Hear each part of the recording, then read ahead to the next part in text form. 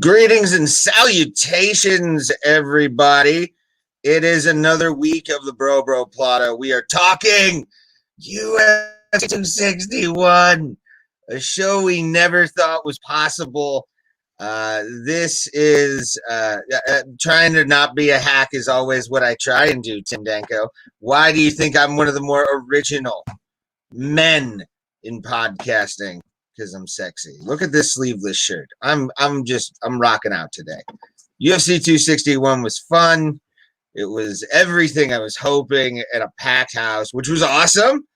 Hey, I see the comments you're making, you motherfucker. Not me. That's not me.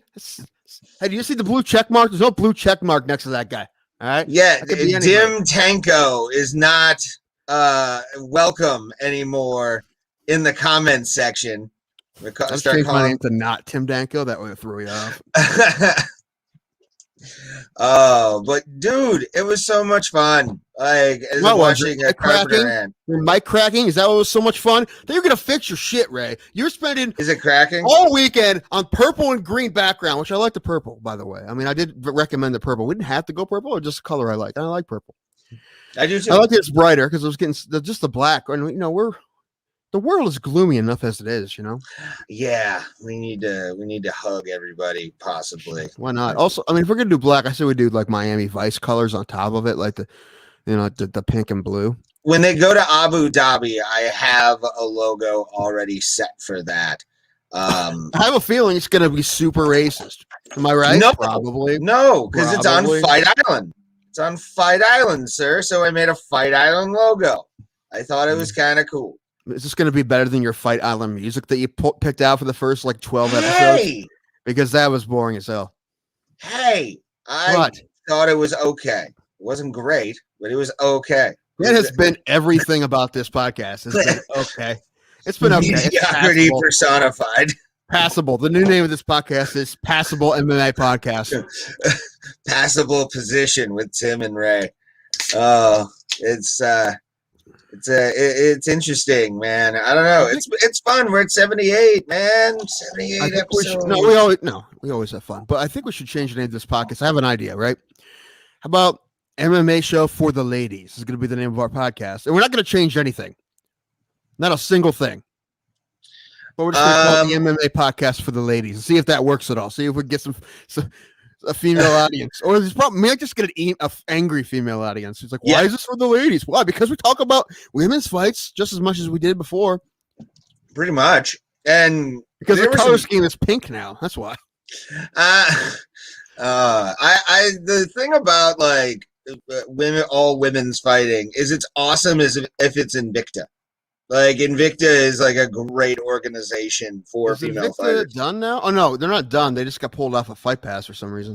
They're going to Anthem Sports. The same people that own Impact Wrestling are going to be doing Invicta fights now on their network. Okie dokie. I mean, I'm sure it's a better deal financially for them. I don't know if it's a better deal exposure wise for the other fighters. However, if a lot of Invicta's a huge feeder for the UFC as far as female fighters, so it's not like that will stop happening. Yeah, because Anthem actually bought the company. Like they bought Invicta. Okay. Yeah. So then they pulled it off, and now they're going to be on their own sports network. Yeah. Gotcha. Well, hey, why don't one of these networks pick us up, huh? We are fun. I think we could definitely be a. We are in the MMA holes, but you know what I'm saying. The MMAholes.com. We love them. Take them too. Actually, they don't need anybody's help. I don't think they're doing pretty good on their own. If you are watching on the MMAholes.com, leave a comment below as well. We always enjoy seeing the people interact with us because this is the most we get in a while. I'm stuck in a black box. Tim's getting interrogated somewhere at Guantanamo, possibly. Yeah, that's what it looks like with this one light. I have two lights. I probably can make it look better. I put one on each side, but the thing is, one's enough for now. It's fine. Where were you on the night of April 19th? Where were you? April 19th. Hold on, let me check my calendar. Probably at home. Okay. Like 99% chance I was at home. Yeah, I was on. It was last week. Hold on. Wait. I'm getting something. Oh, that checks out. Okay, you can go, sir. Yeah, Sorry. no, April 9th. Didn't we do a show April 19th? We might have. Yeah, we did I've Monday done a and lot Thursday. of shows. Yeah, we did Monday and Thursday because that was the day I got my shot. Yeah, that's where I was. I was with you, douchebag. This wouldn't it be great if this like got us out of jail. Like somebody said, "Hey, there's a fat, about 5'11" ish fat dude with long hair and scribbly facial hair shot a lady." And then and I just would go to the sheriff's office like, let's just get this over with. I mean, you're going to be calling me anyway. I fit the description, right? And I had to show them the podcast and be like, yo, bro, what? And they'd be like, well, you could have faked that. I'm like, well, I don't know. Talk to YouTube. I don't know. Probably not. That's the thing, man. That really they have to interrogate everyone who left comments. Yes. That's what I want to happen. I want to pull everyone who participates in this podcast in on a criminal investigation. Now, I don't want anyone to get convicted or anything. I just want them to have to go through that because I think it'd be hilarious. As long as no one got convicted. Yeah. So only white people get on this because I don't want you to get convicted for something you weren't supposed to do. You know, and we know the chances of that. You know, I mean, look, anyone can get convicted of something they didn't do, but statistically, tell me I'm wrong. I'm guessing we're right there, sir. Yeah, I look like a suspect in anything. It's not. You should start going to police stations asking if they need anybody for lineups. Yeah, perfect for that job. Professional lineupsman. Like Kramer and Seinfeld. Didn't he get wrongfully convicted or something like that too? I think so. That's funny. And there's another one where he was like working as a fake patient for intern doctors at a hospital, and they give everyone random symptoms, and they gave him gonorrhea, and he hated it. I think I've heard about that one. He crushed it out of the park. And the next day, they gave him gonorrhea again. He's like, I did this one yesterday. They're like, we love what you did with gonorrhea. So they made him keep doing gonorrhea. Oh, what a funny show. I've never actually watched an episode. It's your fault. I wasn't in the like Screech RIP said to me when I said I never watched what? Well, no, neither was I. I watched it mostly when I was older, you know. I never watched it. I've never seen an episode of Saved by the Bell. You have the Hulu, man? I don't think I have either, just clips. But Seinfeld's different. Later on, when I became of age to understand Seinfeld, I watched it again, and it's the best. I don't know. It's like Friends. I've seen I hate Friends. I watched like one episode of Friends and was like, I get why people enjoy this. Like, I'm not gonna shit on it, but I'm not gonna watch 85 seasons. Like, I'm just gonna get why people moved to New York and were angry when they didn't get this giant apartment on a waitress salary. Yeah. But you can't do a sitcom and like they would all in reality they would all be living in the same one room apartment, and then it's a tough sitcom. That would be great, just like a webcam show. They're just everything that happens in Friends are just in one room with one bathroom and a bunch of mattresses laid out and like a hot plate in the corner. Yeah, that sounds like a New York apartment. Communal living Friends, what I want. Yeah, pretty much. I've actually been looking. I'm trying to find a place to like move because I need to get out of like my mom's house. I really do, dude. Well, yeah, maybe you stop buying drip. You can get out of there. So I was wondering, I'm like, you trying to move out? You're just trying to buy drip. I don't know what drip is. What? Yeah. You don't know what drip is? No. Instead of telling you, I think I should just call some people and have them on the show and tell them you don't know what drip is and have them explain it to you. I don't get drip. What is drip? No, don't seriously. Don't look it up. I'm going to try to see if I can find someone who will come on the podcast and tell you what drip is.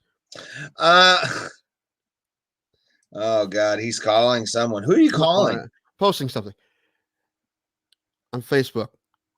I don't know what drip is. Anybody available to come on our podcast live right now and explain to Ray what drip is? I mean, I don't get it. Like, alcohol, weed. What is? No. We're gonna go past it. Don't look it up. By the end of the episode, I'm not looking at what it is, and by how you're freaking out, I'm close. Is it a drug of some sort? Stop, because we're gonna get. Eventually, because if you keep guessing forever, you're gonna get it. If you kept guessing, you're gonna get it. So, is it like Sherm? Where you dip it in embalming fluid? And no, fucking... we're gonna. I'm hoping someone will get a hold of me, and by the end of the episode, we will have someone come on and explain drip to you. I could do it, but I think it'd be more fun if we get someone else to do it. Yeah, I don't know. Again, my drug shit is like alcohol and weed at this point. Like, I may do DMT one more time in my life, but I look like a retired dad right now. Like, the way I look. You do look way too much like, even when you had your shirt off earlier for whatever reason, make me look at you shirtless before we start the podcast. You look too much like a dad not to be a dad. I know, right? You look so much like a dad. It's either you're a dad or you're creepy. Look, I'm a disheveled uncle. I got the disheveled uncle look. It's fine. That's why I got a beard, man. But if I cut my hair short and shave the head, I'd look like a dad. That's disheveled uncle is what I am, and that's how I roll, fam. And also, we both know, sir, you are a creep. Like, that's the thing. No, I'm not a creep. Or no, I am a creep. You're a creep. You say, what the hell makes me a creep? I don't know. I know I'm a creep. I look at myself and go, that's a creepy motherfucker. That needs a beard. Like, my lack of chin. Like, no real chin to look at. It doesn't, I don't know. And then my thing, I look like my grandfather. People think you're more of a creep the more they talk to you. It's the opposite for me. Yeah. Like, just looking at me, you can say, oh, that guy knows what's going on. But you talk to me like, oh, this guy's fine. You're like, this guy is normal. This is probably this normal suburban dad. And they talk to you more, right? And they're talking about the kind of pornography you watch and whatever else it is that you're into. And then there we are. Creeps up. By the way, speaking of getting to know me, shout out to B-Side last night. Shout out to them for bringing back live comedy at B-Side with John Bruton and Make 'em Laugh Mondays. I got up on the second show, sir, and because he's doing two shows now, a 7:30 and a 9:30, which is good. I like it because it made for the first show was hilarious in a totally opposite way that like normal people would think is hilarious. As comics, we look at it and go, "Oh yeah, that's quite funny, actually." Could be a lot of things, yeah, sure. Yeah, and the second show though had a lot of people. The seats that were set up were completely full, which was great. And then I did some new-ish stuff that I've been working on, and the people were receptive. I loved it, dude. It was so much fun. Oh, I love John Bruton and B-Side and Grog Shop. I love all that place, man. It's good. I've still never been up there. It's very far from me. Yes. What else was it? Oh, I was supposed to do funny stuff. I was going to MC the amateur contest, but I figured it would be a good idea for me to double check with the owner, Pete, to make sure he remembered that he booked me. Because what if he didn't? And guess what? Yeah, I know book you, Tim Danko. No, he's like, I forgot about you. I have a lot of things on my mind. I'm like, all right, Pete, all right. I'm just happy I didn't go up there first. Although if I went up there, he probably would have paid me something. So, because he would have felt sad boy. You need money. Because he did book me. It was his fault. I'm the one that kind of bailed him out this time. Let's just give me something else. So I don't know. I've been trying to get on there, and something happens every single time. And I'm trying to get back up. But now my car's screwed up, so that's a whole thing now too. Oh, what? I have a wiring issue with my my blinkers, my turning signals. Oh, I thought so it's a wiring issue, so I have to have someone do something. Hard. I'm like, no. Car. Okay. You see the way how fast you said it was hard. I'm like, no. What am I gonna have to? Is Tim Danko gonna have to be the one to be replaced on this show? He's been campaigning for months trying to get me off this show. No. I die. Show's over. Yeah. It would. I'd probably move on and get another podcast. But there would be a 10-day period where I would not record a thing. That would be what you need, there needs to be like a 6-hour tribute episode where you just have people come on and talk about how much they loved me. Or that would be the final episode of this podcast.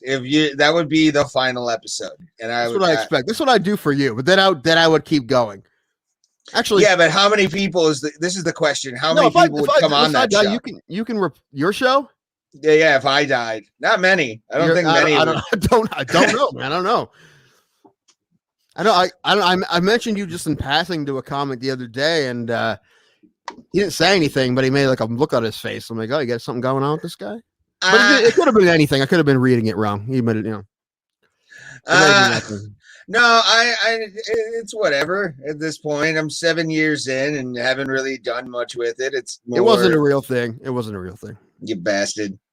But still, if I did have enemies, I would say this. I love all of you, and you're amazing. And much like this card, you were always awesome. This card was fun, though, wasn't it? Oh, my God. Dude, from the opening match to like to what we'll talk about towards the end of this. Oh my God. Like, I don't know if it was the crowd, which 15,000 people is dope to see in a full place. A lot of people wearing masks, being safe, doing all that. You saw a few lot of people not. Tim Tebow impervious to anything because Jesus will save him. That's fine. Well, I mean, he prays Tom a lot. Did Tim Tebow have better seats than Tom Brady? I bet he did. I think he did. No, you can't. Plus, Dana's from Boston. Do you really think like he doesn't love Tom Brady? You know what's going to be interesting now is these handful of shows that are still going to be the Apex before they get have all the shows in arenas, because there's going to be like friends of friends, like there already has been. Yeah. You could probably have, I don't know, they had like 1,500 people in the Apex when they did originally when they did the Contender Series with fans, so they might have that many people there at the Apex or close to it, but it's all going to be friends of people. Which, I mean, the fighters' family should be able to go for sure, and their teammates, sure. But after that, it's everybody's buddy. And I signed up again for that contest, try to get us tickets, Ray. For Houston? In Houston, yeah. They showed the guys that won last weekend. One of them was a cowboy hat. I respected that very much. I loved it. I honestly, what made me happy and kind of gave me a little bit more of a spring in my step during this whole fucking card was seeing the commentary team all like within inches of each other and talking. I was like, oh my God, this is amazing. Everything is right with the world. And who's coming on the podcast to tell me what drip is? No one yet. Oh, okay. I just saw you looking at one person just decided to say what it was, and then another don't look at it. Don't look at it. We're still doing this bit. Do not screw it up, Ray. I know you love to screw up bits. I know you love to. We're not screwing it up, all right? Don't screw it up. You'll fuck it up. And then somebody else just made a joke about it, but I'll read it. Maybe I'll read it later once I actually tell you what it is. But it was something else. Anyway. But what I like to see is how many people were there from the first fight, right? Because people are just like stoked and get ready to go. I mean, yeah, there's some people didn't show up till later, but I wouldn't. Like I said, we thought about going, got a little nervous about the COVID thing, and me and my buddy text each other, like seeing how everybody with no mask. We're like, yeah, maybe we should wait it out. Like, at least till I get my second shot. I get my second shot, I'll do that kind of shit. It's fine. But right now, I'm gonna wait. I don't want to get COVID like right before I get my second shot, right? Yeah. So that would be bad. Right. It's bad enough I went to the Indians game with some people that weren't, you have to wear a mask in. But once you get to your seat, I mean, you can be eating or drinking. You don't have a mask on. And the Indians lost, right? So that's a thing. Uh-huh. I don't know what the score is right now. They were tied when I came on the podcast. They lost 5-3. They started out pretty good. They were up 3-0. Ended up losing 5-3. Yankees had a bunch of home runs. Giancarlo Stanton hit 2. That's what he's paid to do. Yeah. I mean, I don't know, dude. I'm excited to see what Houston brings, to be honest with you, when it comes to these crowds.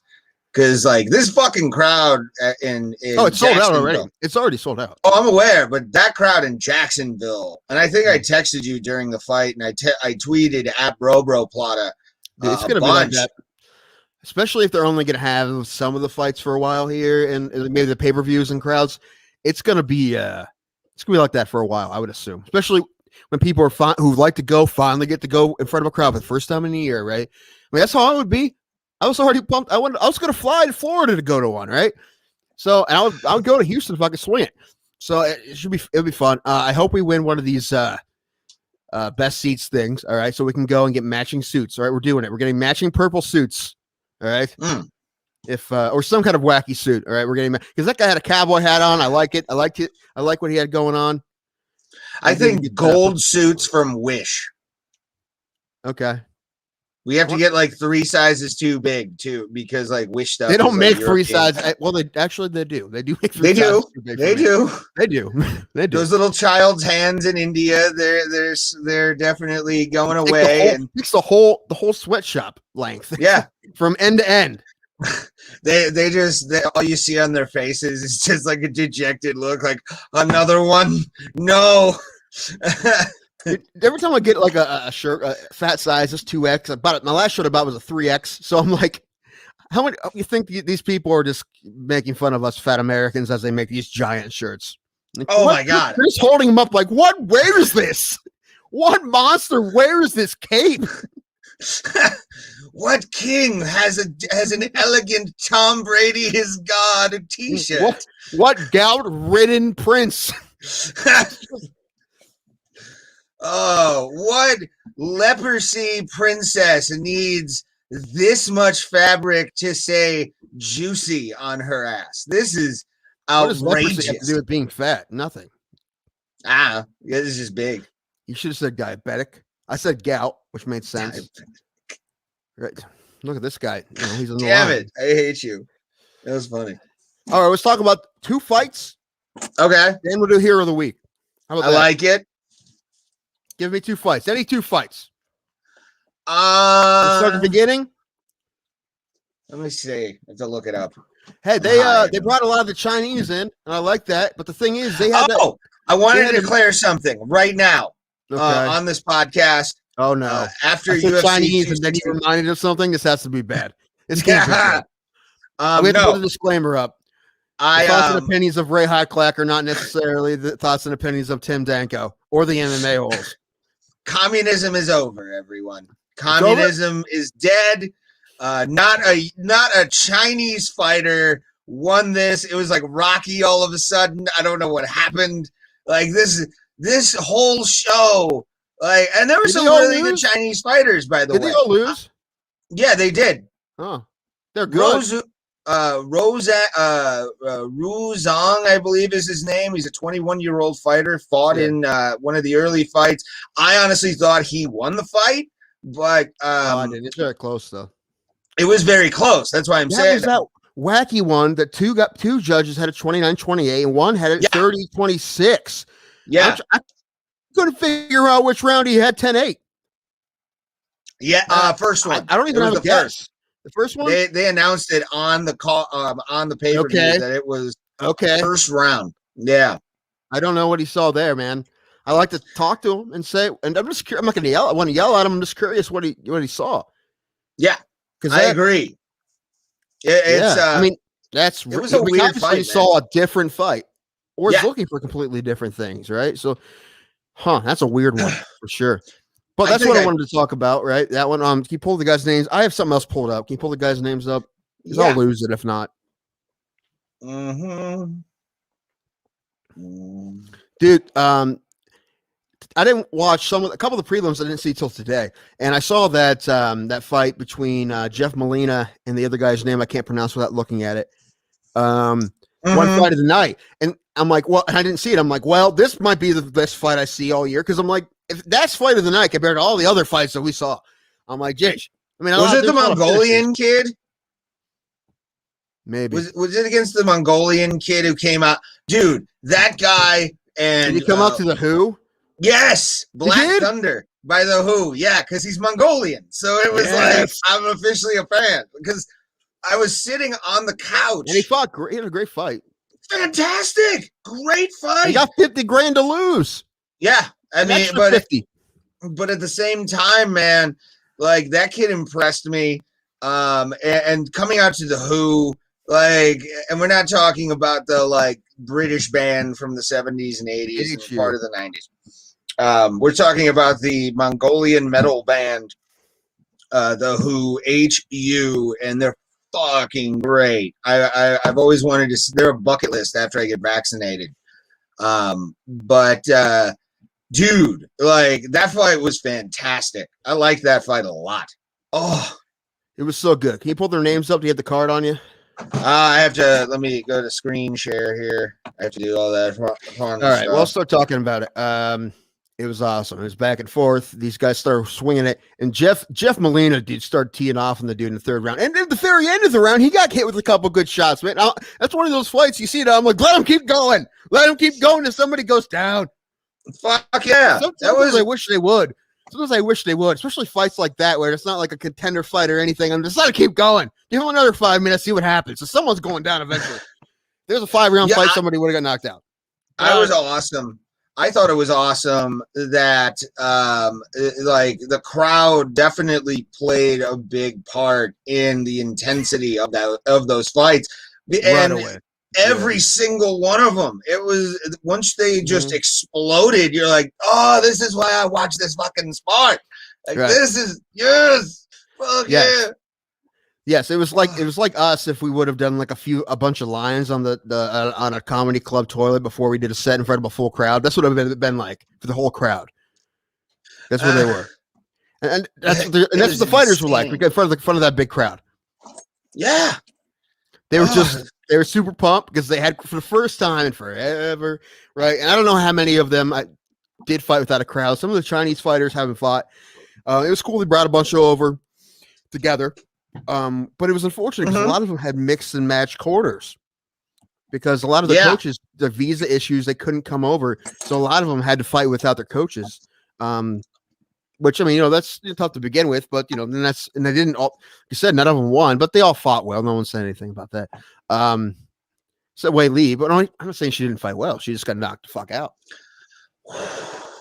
How great was that? Who doesn't love Rose? Oh my god! How did not put a smile on your face? He's like, I jumped off the couch. I jumped off. I was cuddling with my friend Shauna, watching the fights. We were both kind of tired, and literally, I'm kind of like zoning out. And Rose looks down and just throws them toes. It was so sexy, son. Like, set up great. That kick, comes in, starts like it's going to be a body kick, and then boom, right in the face. And she completely fooled her, knocked her out. Well, at least it was a flash knockout. It was a knockdown enough that her head smacked in the back of the canvas, right? So it's what probably happened. She's saying that she wasn't out, but it's probably one of those flash knockouts that she didn't quite understand that she was out cold for a split second. Because she did kind of come to. When they finished the fight, I don't think she was out cold when they stopped the fight, but she was out cold when her head hit the back of the canvas. But I think it was a good stoppage. It's Keith Peterson. He kills it out there, smelling like alcohol and cigarettes. That guy, he does not fuck around for real. I love when he does the touch. He's like, you know what to do, touch gloves. It's like, that's it. You had your instruction, touch glove, let's fight. That's it. Sir, like, I'm not going to do nothing. Sir, show up, I work, right. Yeah, every time he fucking just does that shit, I'm always happy. Sir, you ready? Ma'am, you ready? Yeah. Keith Peterson. From a guy who I would buy he's one of the guys. I've said this on the podcast, I think a couple of times. He's like a barstool ally. Like you buy that guy a drink, so if shit pops off, he has your back. Like that's the kind of guy you do that to Keith Peterson at all times. He probably goes out the night before the fights because he doesn't buy a drink, man. You think that guy buys a drink in a fight town the night before the fights? Oh, he's in bed by 8. He's so drunk for the next day. What are you talking about? I would buy Keith Peterson all the alcohol. That's my point. It's like we saw the dude. I'm like, buy this dude a shot or whatever he wants. Keith Peterson, Stu, you want a cigarette? I don't even have cigarettes. I'll buy you cigarettes. No, I'm good. I've got some in my car. What? Yeah, I've got 5 cartons right there. I call it my fight day pack. Keith, we're doing shots. Okay, you ready? Okay, Keith, ask us if we're ready to take the shots. Sir, are you ready? Yes. This is all I wanted. All I ever want. He said it. He said it. Yeah, it's exactly. We're the worst. The worst podcast. I love Keith Peterson though. Like. Whoever runs the Keith Peterson Twitter account on Twitter, it's not him. No, it's not. But like whoever does those, is a I want it to be genius him. and should give him the Twitter account. I don't. If he doesn't want to be on Twitter, why not, sir? Like, we want to hear the Keith Peterson. That is awesome. I want to get Keith Peterson on this fucking show. I don't think it's a podcast guy. Listen, there's a lot of people I want, dude. Again, and we'll talk about it in a little bit. Dude, I can't say enough about this dude. And I say it all the time. I can't recommend his channel enough. Dr. Brett Suter, that dude. When it happened, both the Anthony Smith Jimmy Crute fight and the Weidman thing, boom, like 5 minutes after it happened, he has a video up, and then he did more videos later. I was trying not to look at the X-rays until you showed them. Yeah, and I have those. But what happened was I saw he had a video up, and it showed on the video, just scrolling down, it showed the picture. So I accidentally saw him, so I just watched the video. It's good stuff. He talks about what happens and what they do, those surgeries, and what do we got here? Well, we already talked about Rose. Let's keep talking about it, I guess, because we're already on it. Yeah. I gotta say, like, that knockout was so crisp. Rose did a great little distraction with her eyes looking at her legs, and just throws that kick and knocks her out. It was like you could definitely see, and this is for UFC video game fans, you can definitely see the sepia tone in the eyes of Weili Zhang when she went down like that. She went full on, like, just like uppercut flash knockout in UFC Undisputed 2010. That was so good.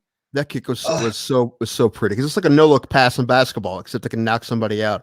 Yeah, and it was perfect. I mean, listen, there's some people that like to do things on their own as far as training and whatnot. And I know they don't let everybody in, but the Onyx camp, that Trevor Whitman's camp, that in Colorado, I mean, they're doing something right, man. They had 2 people win championships. I mean, that's also not the only place they work out. I know Rose has worked out a lot with her fiance. I don't know if they're married yet or not, but Pat Barry, and who's a great kickboxer. He's a fantastic kickboxer, and he's a pretty solid heavyweight in the UFC for a while. He has some great fights. I was listening to Jim and Sam this morning on Sirius XM, and Jim Norton just goes, I watched the Czech Congo Pat Barry fight after seeing his wife knock someone out. I had to see it. I think our first episode I talked about that fight, didn't I? The reanimated corpse of Czech Congo coming back to knock out Pat Barry. Watch it if you haven't seen it. It's crazy. It's crazy. It's one of the best knockouts in UFC heavyweight history, at least. But the point is, and Usman was with other camps too. But I mean, his striking looks better with Whitman, and you know how good Gaethje is. So, man, it's fantastic. But Rose wins her belt back. You know, the only fight she's lost in the last 5 or 6 now was the Slam, which that happens. On to Andrade, she beat Andrade in a decision. Got this fight knocked out. What Weili Zhang. What I love, man, people will still say it. And like I said, Brimo Plata loves the casuals. We will take all of you. All right, we'll take the casuals. We love you. We love you all. We'll hang out. We'll party. All right, it's fun. But some people that I know are like that. Will say things like the lighter people. They're just fast. They don't knock people out. I'm like, no, you see, Rose Namajunas knocked out Joanna and Zhang, right, with their hands and her feet. Yeah, she got pop. They all have pop, man. They're the best in the world. Rose was saying it. It was great. I mean, listen, I like Weili Zhang. She's a good fighter, and she'll be back up. I'm guessing right now, if I had to guess. Theme song too. Oh, powerful theme song. I've been listening to that theme song over and over for like the past couple of days now. I like Valentina's. There's like an accordion in it. Nice. I like it. But they'll probably run that back. And I'm assuming they're going to run that back since it was such a quick fight. And Weili's such a great champion. I mean, it's either that or they. Who's next? I mean, Joanna hasn't fought since her loss to Zhang. So she's not going to give her a fight. And there's a bunch of other 115ers there that are probably chomping on the bit. But I don't know if there's one it's right for her. She's like right. I don't know if there's a clear number 1 contender right now. So I think it's going to be Zhang. I mean, she'd be the one. So even after the loss. So I think that they're going to run that back, and that'll be good. I think it'll still be a good fight. I don't expect it to be another first round knockout because I'm sure she'll fix some stuff and not let that happen again. She's too good for that. We did see, and I know you said something to me about it. I'm not gonna say exactly what you said to me about it. No, you're saying about what she was complaining about the stoppage. Well, she's someone who hasn't lost in 22 fights. And you saw how to, but you also saw in the next fight, you saw someone who knows how to lose, but also he's lost a lot of fights in the UFC. Yeah. You know what? There's two ways to take a knockout, and Jorge did it a lot better, but at the same time, he's he knows how to lose. He hasn't been knocked out, but he knows how to lose. I don't know what this is. What is this? Neither do I, but I might have to watch that fight. I don't know who it is. Was that a boxing match? There's boxing matches this weekend too. I don't know. Was there what else happened this week? And I just watched that because like I said, Friday I was at the ball game. Yeah, I just watched. I went between boxing and the UFC, but once the actual fight card of the UFC started, I mean, I couldn't turn it off. That opening match was just a brutalizing of a girl with no cardio. That girl had nothing left in that second round whatsoever. I can't remember the names of the fighters, but Jesus Christ, that was a beating. Do you not have the card? Pull it up. We'll talk about it. Pull it up. I do. We're going back and forth. You can do whatever you want. But yeah, I want to talk about all of these fights because there were quality fights on the entire card, ending in some of just sexiness. And the most boring fight wasn't boring. No, dude, Liang Na versus Ariana. Yeah. What weight class is this? Strawweight. I think this is strawweight. Yeah. Yeah, that girl has the biggest arms of any strawweight I've seen. Her arms are huge. Yeah, she's a built girl, man. She definitely does not skip any day of weightlifting whatsoever. Like that girl is a gym rat. And I love her. Her strength in every single time she was able to get position, beat her up. And Na got beat up hard, son. Woo! Jesus, tap dancing, Christ. I was very excited once that started, and then the crowd just popped the way it did. It was so good to watch, the wins and all that kind of stuff with it. I'm trying to get words because honestly, UFC 261 was a firecracker in someone's hands, and there's definitely fingers in the woods. This was Jesus, tap dancing Christ, sir. Then let's move on. So quickly, what Casey was saying, I still don't know anything about it, but I looked up these names and it's an arm wrestling thing. Ooh, I might have to watch that. I don't know, but might have to watch that. Apparently, somebody get attacked. I don't know. I didn't watch it. We'll watch it later. I don't know. I'm sure it's good. I'm gonna watch it. Send it to us. We'll play it on the next episode. That would be send it to me. We'll play it on the next episode because we got a lot to talk about with this card. We do. That's true. Ooh, son. Just let's go to this one. It was a decision. Jeffrey Molina versus this was the one we just kind of talked about this one a little bit. Yeah. And this was great. It was a back and forth. Both guys were really cocky as shit. It was fun though. Yeah, it was a fun cockiness to the entire fight, which was all exactly what I wanted. I can't really I forget the guy's name, to be honest with you, and I don't want to be insensitive. Orid Lang. Yeah, something like that. It's not quite right. It's something like that. But I love these one name. I love these one name Chinese fighters. Right? Yeah, it's good, like Cher or Beyonce, Adele, Prince. I was going with women, but you ruined it. Okay, that's fine. The Weeknd. That's 2 words, Ray. I'm aware. Get out. Got a bunch of carpenter ants just hanging out right by me. It's making my ADD and my pest control go nuts right now. The carpenters ants. Carpenter ants. Those big thick ants. That's not good. Well, that's like right. when your dad's sister listens to the Carpenters. Oh God! See, what I try to do, I try to make a bad joke to make your bad joke look like a better joke, but I don't think it worked. I tried. It didn't. Not at all. I tried. I tried to help you out, but I'm sorry. You son of a bitch. I'm sorry. How dare you? How dare you? All right. So yeah, Molina and this dude, it was a great fight. They won in one fight of the night, and it should have. It was back and forth. It was fantastic. Molina has great hands, fantastic hands. This dude. Watch out for Jeff, y'all. Watch out for Jeff. His name is Jeff. I wanted, believe it or not, to actually like message you that when this fight was going on, and just send you what the fuck's that movie? 22 Jump Street. My name is Jeff.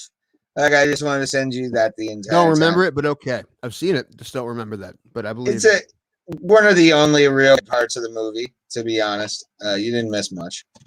But yeah, I want to get into this. Was the young guy that I was talking about earlier, who went against Vargas.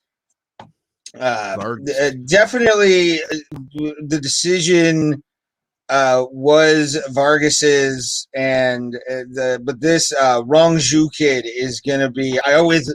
And also just for you, I'm gonna do a show bomb. I can't wait to see his brother Raiju.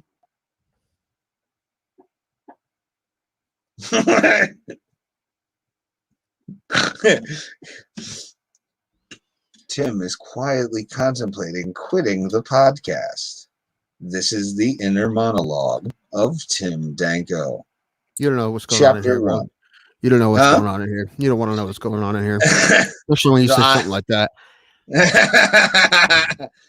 Just anger. Just all the rage. Sure. All the rage. But this fight was good. This is the one we were talking about, that really weird 30-26 call. Yeah. Whatever. That was weird. That was weird. I think I posted on our Twitter that like significant strikes were gonna be a big factor in all of these fights. Luckily, most of these cards didn't go to judges. That's a positive. You had a lot of finishes in this card. All the main card were finishes. I think, the furthest it got, I think the longest fight was Valentina's fight, right? And it's not like that fight was close. Yeah. It wasn't at all. No, continue. No, what's the next fight? Let's do it. This was the one we talked about earlier with the guy who played the Who in his walkout music. Loved it. He got a big, huge, massive. Oh yeah, he knocked the mullet off this guy.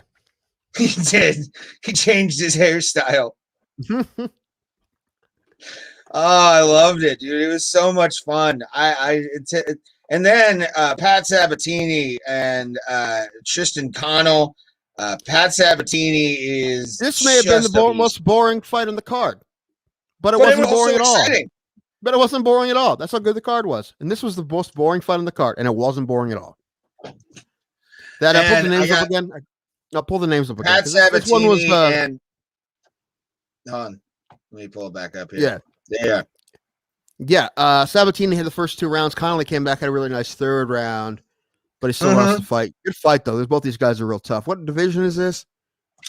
It is the UFC's. Why is it? Come on. No, you're not gonna give me dick. I think it's 135. We screwed this up. I don't know. I don't remember. Again, I can't look at anything above on my phone until we do Hero of the Week. So let's do that. All right, let's do. Although now I've lost it.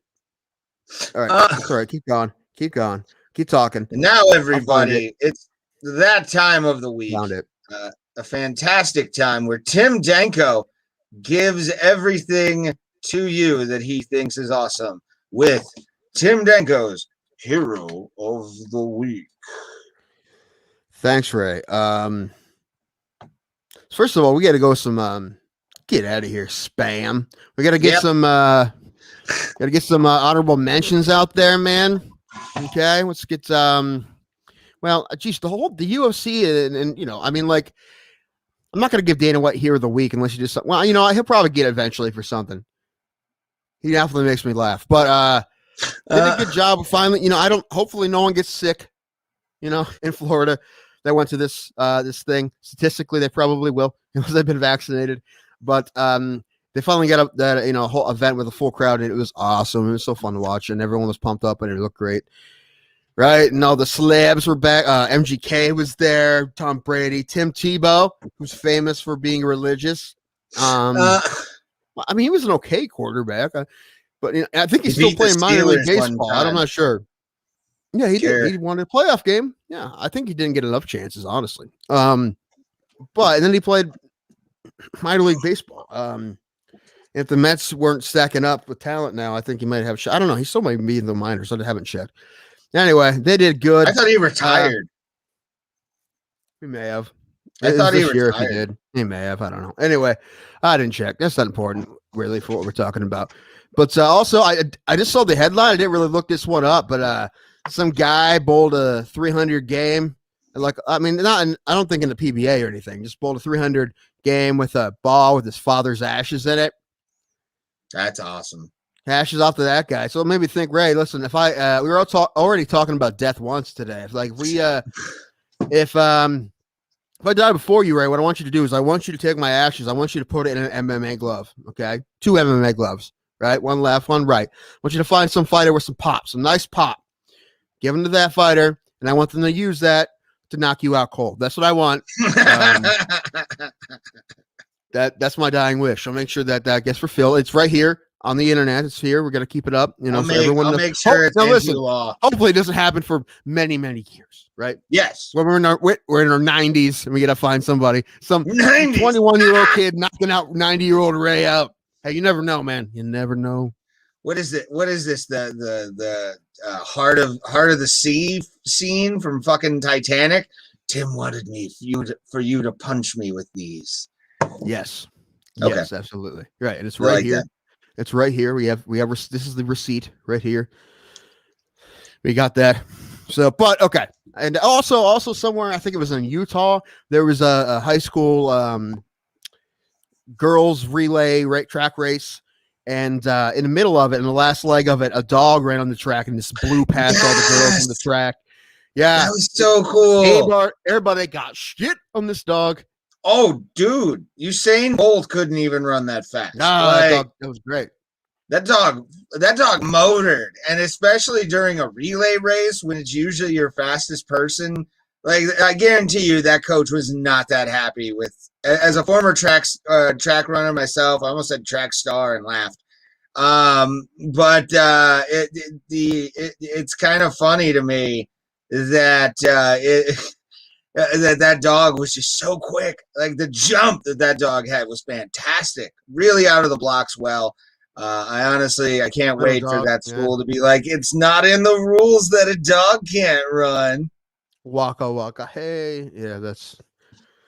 Yep. Anyway, I already made the Air Bud reference. I thought we were done with this, but anyway, we're gonna keep going. I was giving my own opinion, sir. Mm-hmm. Okay, you ready for the hero of the week now, Ray? The real one, the hero of the. Oh crap! I have another honorable mention. Real quick, Shohei Ohtani. We talked about him before. He has an honorable mention again because now he's starting games and he also leads the MLB in home runs. The last person to do that was Babe Ruth. Nice. Can he hold it though?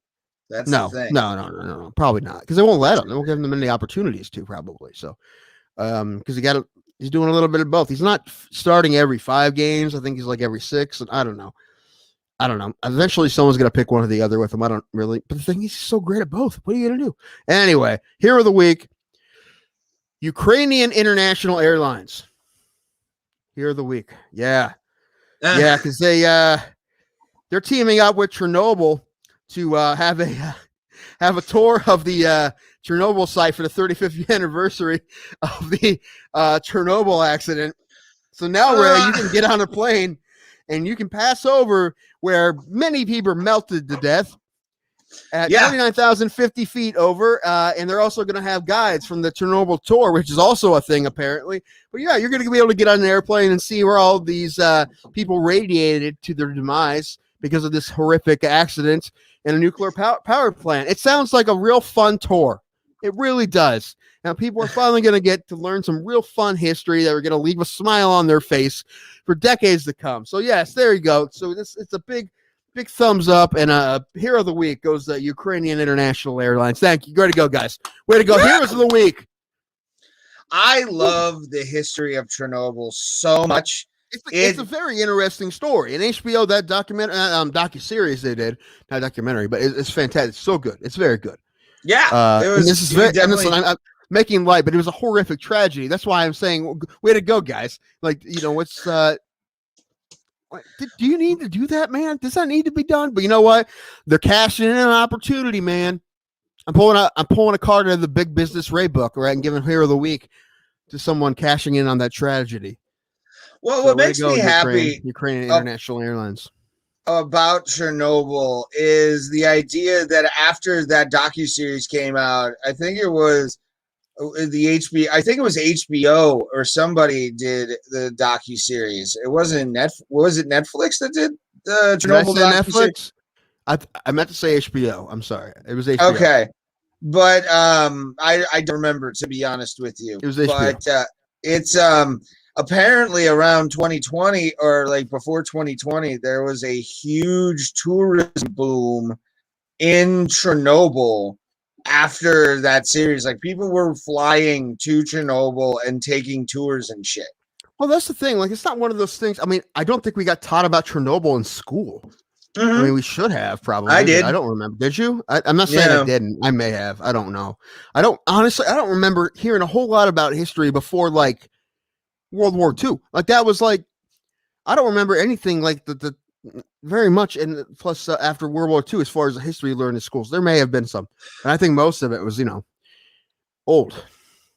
Oh, for sure.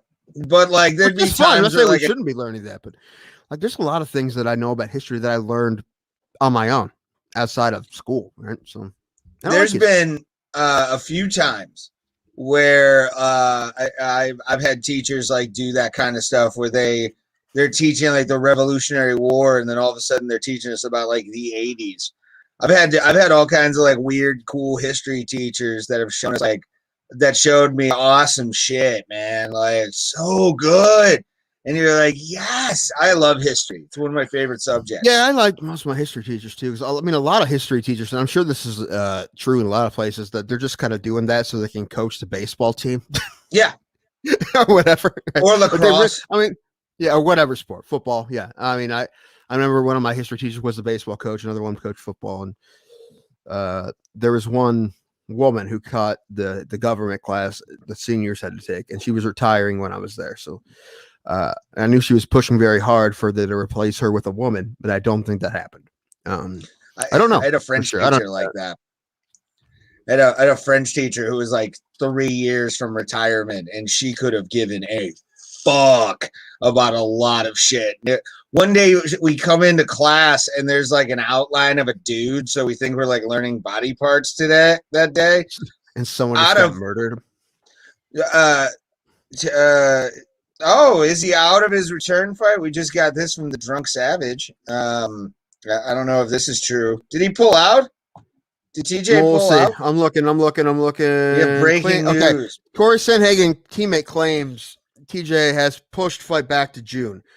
That's all I'm seeing, and that was 31 minutes ago. That's via Low Kick MMA. That's the only thing I'm seeing right now. Yeah, but that's well, we'll see. That's rumor and innuendo, sir. We don't dabble in that. We dabble in fact.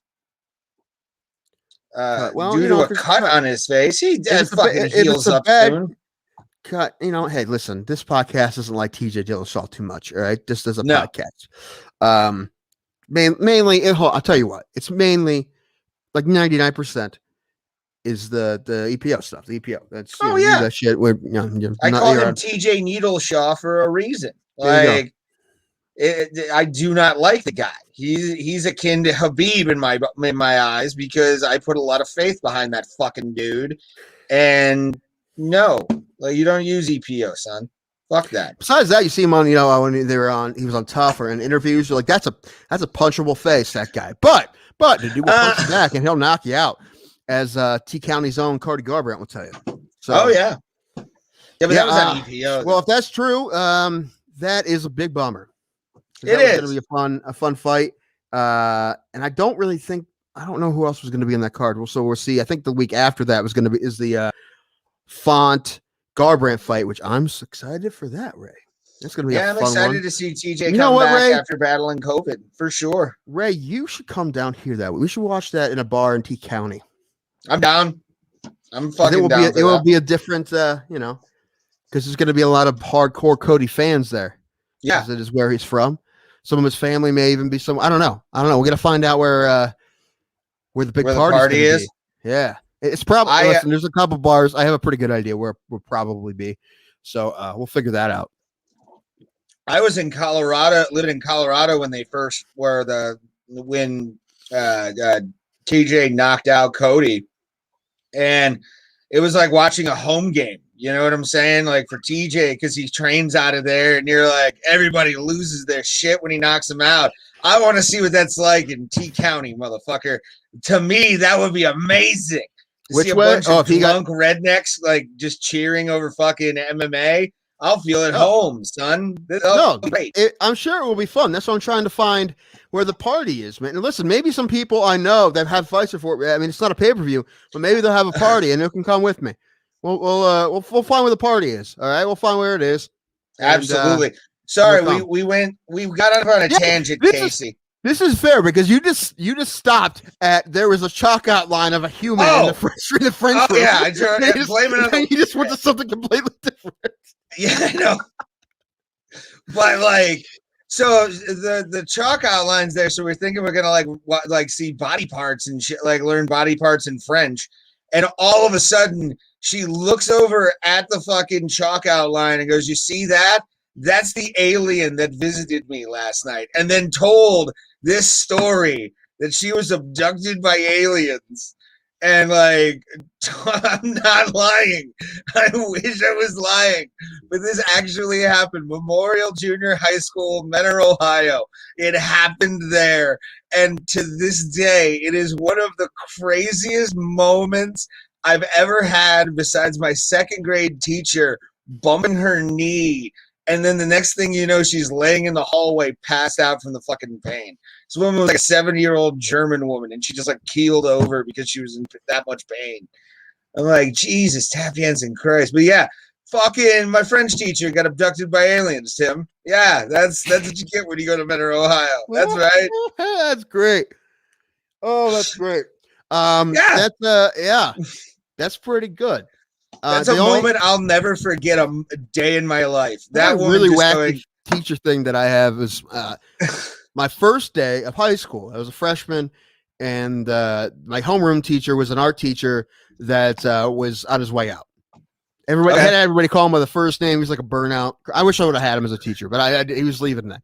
But the very first day, I was already nervous to begin with because of high school. It was high school, right? First day I was nervous.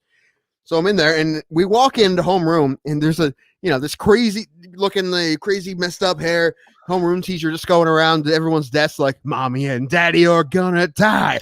Mommy and Daddy are gonna die." He was singing weird songs like that to creep people up. That was the first day of high school. I'm like, what is going on here? And everyone's like, that's just Jack, man. He's been burnt out for years.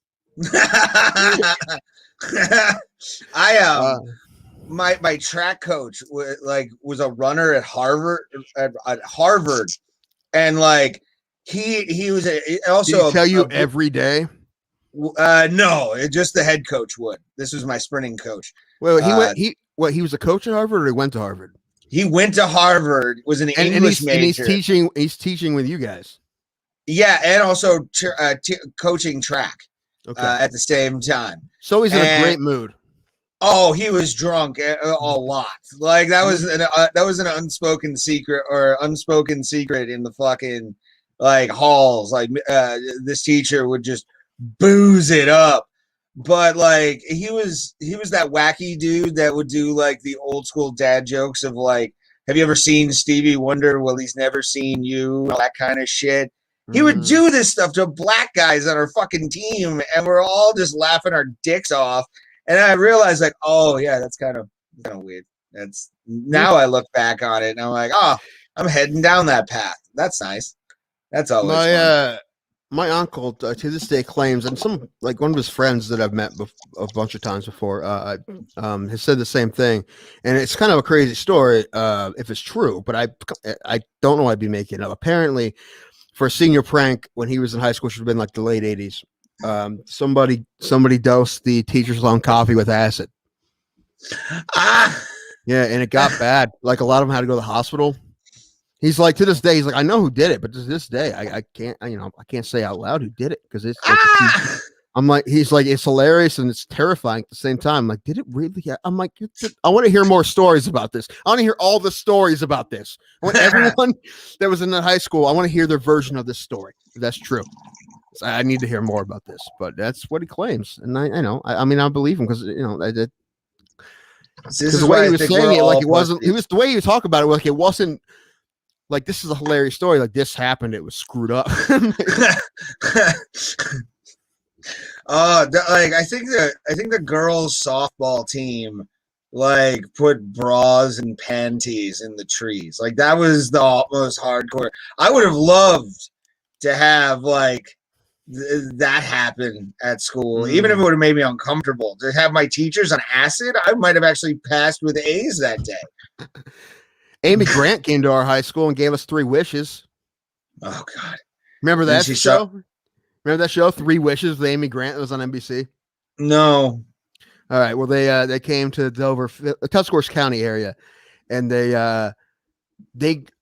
remember the Darren's Dance Grooves guy from those infomercials, the guy who did the in sync choreography, and he had like a DVD. They hired the Darren's Dance Grooves guy to come in and teach our dance squad a routine.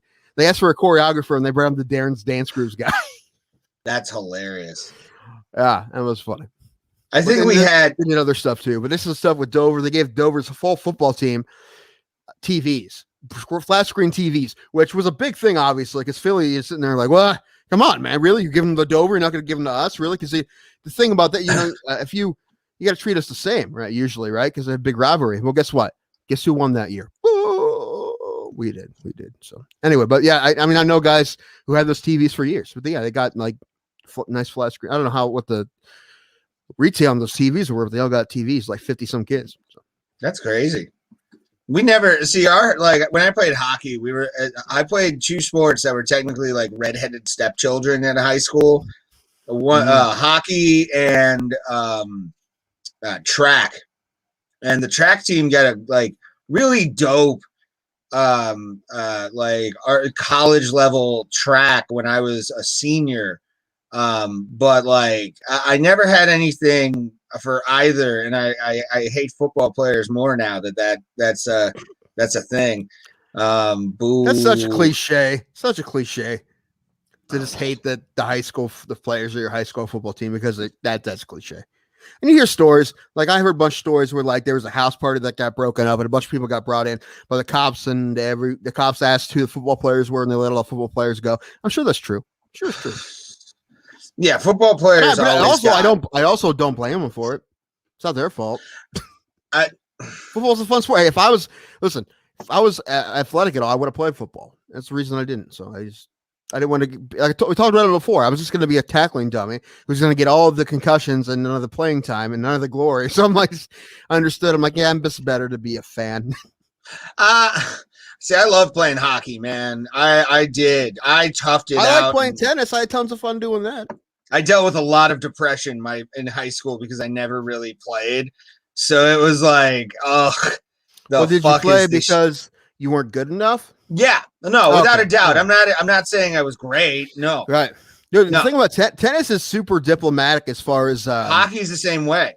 Yeah, I mean, well, very tennis. political. You literally play your teammates to see where you are in the team, and if you want to move up, you have to challenge that person at a practice. Say, coach, hey, I want to play this person. If you beat them, you get to move up to their spot. Nice. So this is how it works. So, so the coach doesn't really put the lineup together. I mean, he can a little bit with doubles and singles depending on what you want to play, but the 7 varsity people are the 7 best players on the team because they play it out. And that 8th player is always trying to beat that 7th guy so he gets a spot, always. So that's it's track was like that as well. Track is a very like you get basically put into like heat 7 if you like suck, and then like if you're like the top guy, you usually go first. It's a big pecking order, but at the same time, man, have I ever told you the high jump standard incident? I don't think so. Oh my God. I love this story. All right, Since here's we're the on story from Race Past, everybody. Play the music. when I sucked and I was just terrible, but I was a decent runner. So first, this was my freshman year, and they were doing high jump trials because I was like, oh, I can jump high, man. And they had rubber bands holding these standards up, and I land ass first on the rubber band. It brings one of the fucking stands down into my fucking head, cuts my nose pretty well. It was like Mo from Slapshot, where it was like, and that's a very deep cut. But it was, dude, like I got knocked out. I don't remember much. Like I just remember all of a sudden, like my coaches all looking at me like, Ray, are you okay? Wake up, wake up. I probably had some brain damage. That probably is what led me to be a stand-up comic, everybody. Yeah, you told me about the hits to your head you've had before in the past. Oh yeah. It's but that's probably one of the hardest because it was a steel like track high jump standard just went right into my head and fucked me up for a while. This is one of the first times I remember being knocked out. I haven't been knocked out since. Like that knocked out where I was like Wei Li Zhang against fucking Rose Namajunas. I was out, son.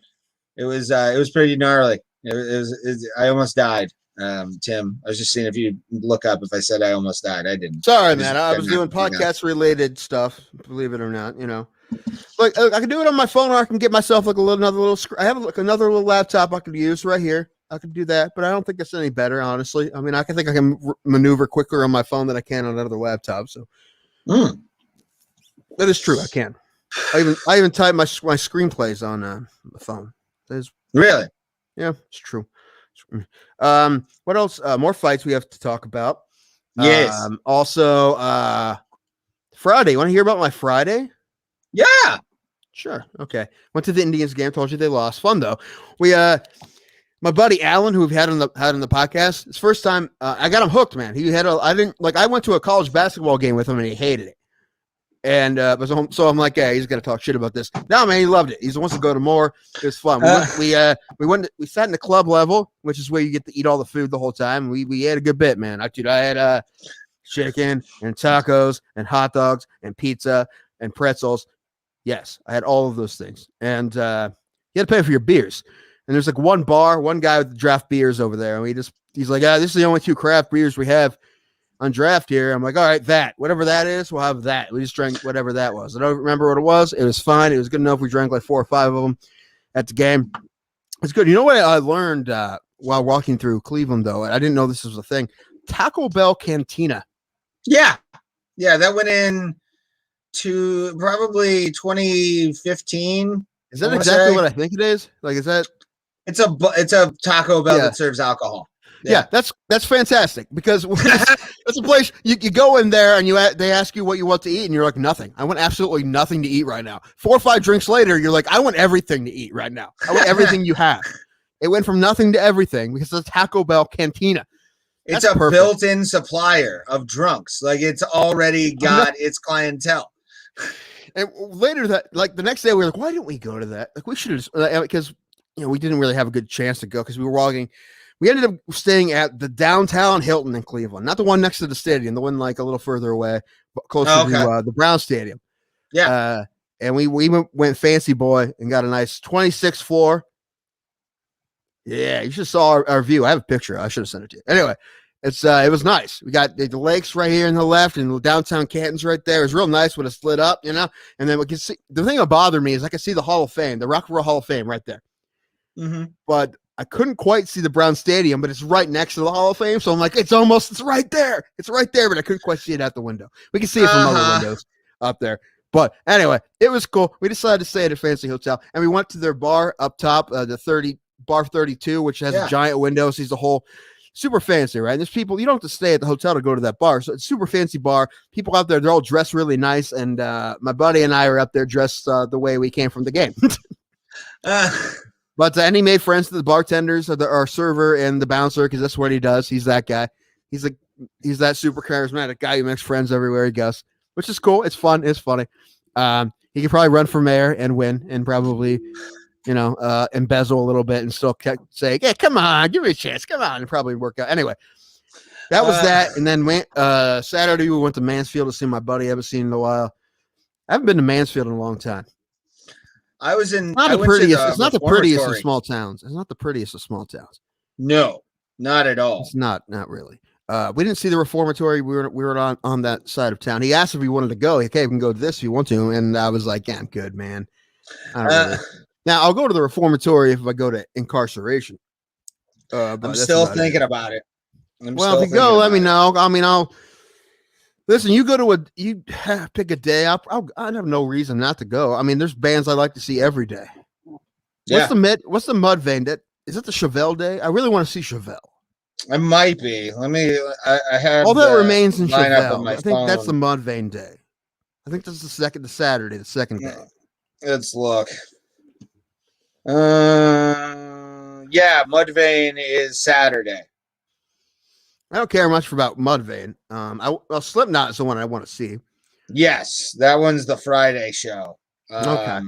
Actually, George Comer, our buddy, Bonesaw, one of my best people ever, he's going to all 3 days. So he's going to be partying it up at that show.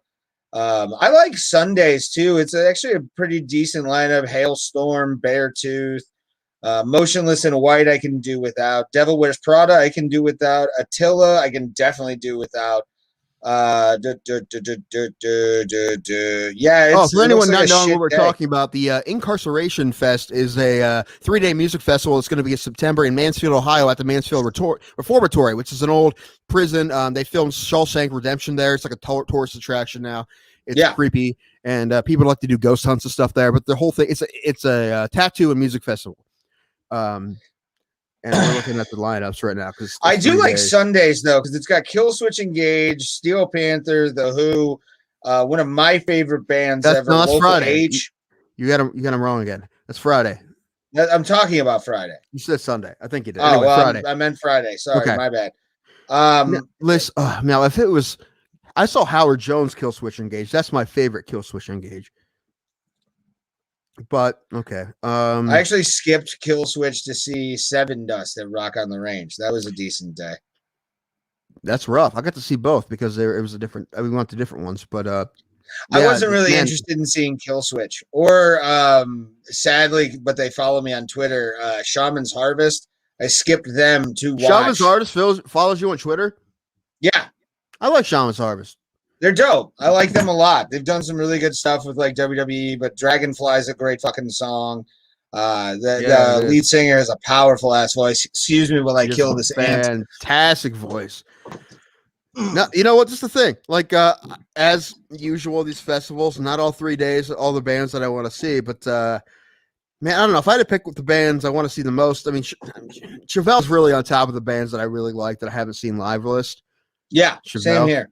And Mudvayne would be fun, and A Day to Remember would be fun too. I'm getting into them a little more lately because I like their like metal pop punk vibe. Yeah, like A Day to Remember is the day to remember. Like they their own kind of thing. I don't know some of these other bands 2009, and I skipped them to see I Set My Friends on Fire, which is like a pop, like a screamo band. They're pretty sweet. I felt kind of weird because like it was all the Outcast kids that like at the time in 2009, like having the multicolored hair was kind of weird and all that shit. And like I was probably the oldest guy there at like 20 at that stage. It was bad. Meh, it will happen. I did realize that at the game, like every pitcher has their own interest music, and Cal Quantrell for the Indians. I realized he was an emo kid, man. He came out the famous last words by My Chemical Romance. I'm like, this guy's an emo kid. I love it. Sorry. No, get out of here. I was a metal kid. Can't help it. I was a metal kid. I can't help it. Dude, I like metal and emo, bro. You can like both, fam. No. You need to pick one or the other, son. I'm not doing it. I'm not doing it. Well, I mean, overall, emo was just a small little blurb in music, man. It was just a little like 5-10 years, no blurb. Ugh, it's terrible. Terrible. The Blurb. only good thing that came out of it probably was technically Panic at the Disco. Like, Yeah, they're garbage now. I hate them. Hey, you Brandon Urie is amazing, sir. No, he's an amazing singer. Fantastic. I just don't like the music they're making right now. That's all. Oh, obviously, but he he made a metal song that I'll send you. That's actually pretty sweet. Not gonna recently? lie. Yeah, within the last like couple of years. Okay. He did it on his Twitch stream because he like streams like every once in a while on same place that we do. Tim's favorite website. # cancel Twitch. No one watches Twitch. I forget that we do Twitch, to be honest with you. We actually have a viewer on Twitch. A viewer? A viewer. Is it this spam right here? Possibly, but the fact that they're watching at all makes me happy. Spam coming in hot. That's all right. Spam coming in hot. We got more fights to talk about. Yes, we do. This one was actually a dope one. Brendan Allen and let me get the names here. Come on, why didn't you work? You worked for me last time I did that shit. Carl Robertson, who has one of the most like hardcore faces and one of the most generic names possible. Brendan Allen, though, savage ground game to get the submission. What'd you think of this fight? Yeah, he heel hooked him, right? Yeah, it's good. I mean, it's a big win for Allen. His biggest win before that was when he choked out Trapper Keeper. Kevin Holland a while ago. Yeah, which I thought of you immediately. Great heel hook, bro. Yeah. When they went into 50-50 right off the bat, and Brendan Allen he looked more sure in the position than Robertson, and Robertson got caught, and that's the beauty of MMA is that shit can happen. Sorry, I'm just laughing at what I just came across on when I put UFC. I was looking at any news that popped up, and of course this is from TMZ, so it's complete garbage. But Jake Paul says he'll fight UFC's Kamaru Usman. Of course he will. Well, he would, but you know what? Just the thing about Jake Paul, and it was, man, how great was it to hear "fuck Jake Paul"? It made me come a little bit. I'm not gonna lie. I'm with Dana with what he said. He's like, hey, the kid's doing something right. The fact that he's not a great fighter is making a lot of money. Good for him. I give him all the credit in the world for that. Right? He's doing something right. Right? He's making money. But say the full statement though. What was the other one? Oh, he's not going to do business with him. He's the one. Yeah, and it's UFC? A sideshow. It's a fucking sideshow. It is. Absolutely. But it's real money. The money's real, right? Yeah. Thing is, I want him to fight Tommy Fury. Yes. What do you think of it? It's probably one of my top 5 things to say. Like usually I say it at work, or if a customer is being way too pushy, or just like. Well, I mean, are you as it's written, like okay, damn it, or like okay, comma, damn it?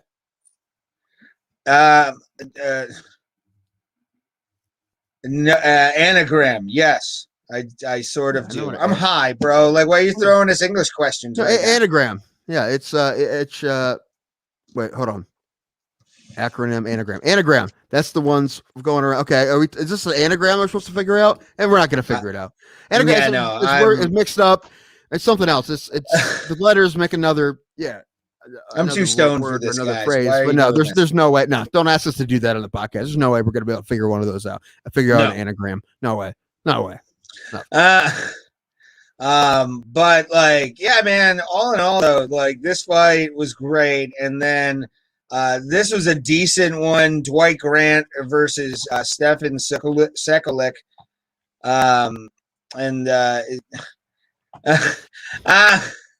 See, it's my own name. You know what?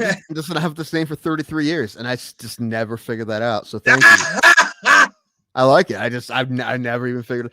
The best I had was Eric Cribley, a comic, once said that my name backwards was okay Nadmit, which was also true and also kind of funny. I don't know what a Nadmit is, but okay. Yeah. Maybe I should have figured that one out, but I don't look for it. Look, listen. Although I am dyslexic, you think I would just look at my own name and figure it out by accident, but no, it didn't happen. So, all right, cool. Well, where were we before? I forget. We were talking about Jake Paul. Dwight, talking about Jake Paul. Dwight. Oh yeah, Jake Paul. I wanted to fight Tommy Fury. He won't beat Tommy Fury, but he'll get killed by Tommy Fury most likely. But I'd respect him more. I respect him more. If fucking fought somebody tough. I was about to say, like, he's just, and not to say that Ben Askren isn't a tough guy, but like all in all, man, he has fought really just nobody, and I want to see his skills tested against a real boxer. And I agree, Tommy Fury would be a great fight for him to kind of test his skills. And I mean, he's fought some guy dressed like Drago outside of his house one time. That was Logan. That was Logan, I think. Oh, was that Logan? I thought that was Jake. I think it was Logan. I'm pretty sure it was Logan. Okay. I do not remember. But like, which is Logan. They just need to fight real guys now.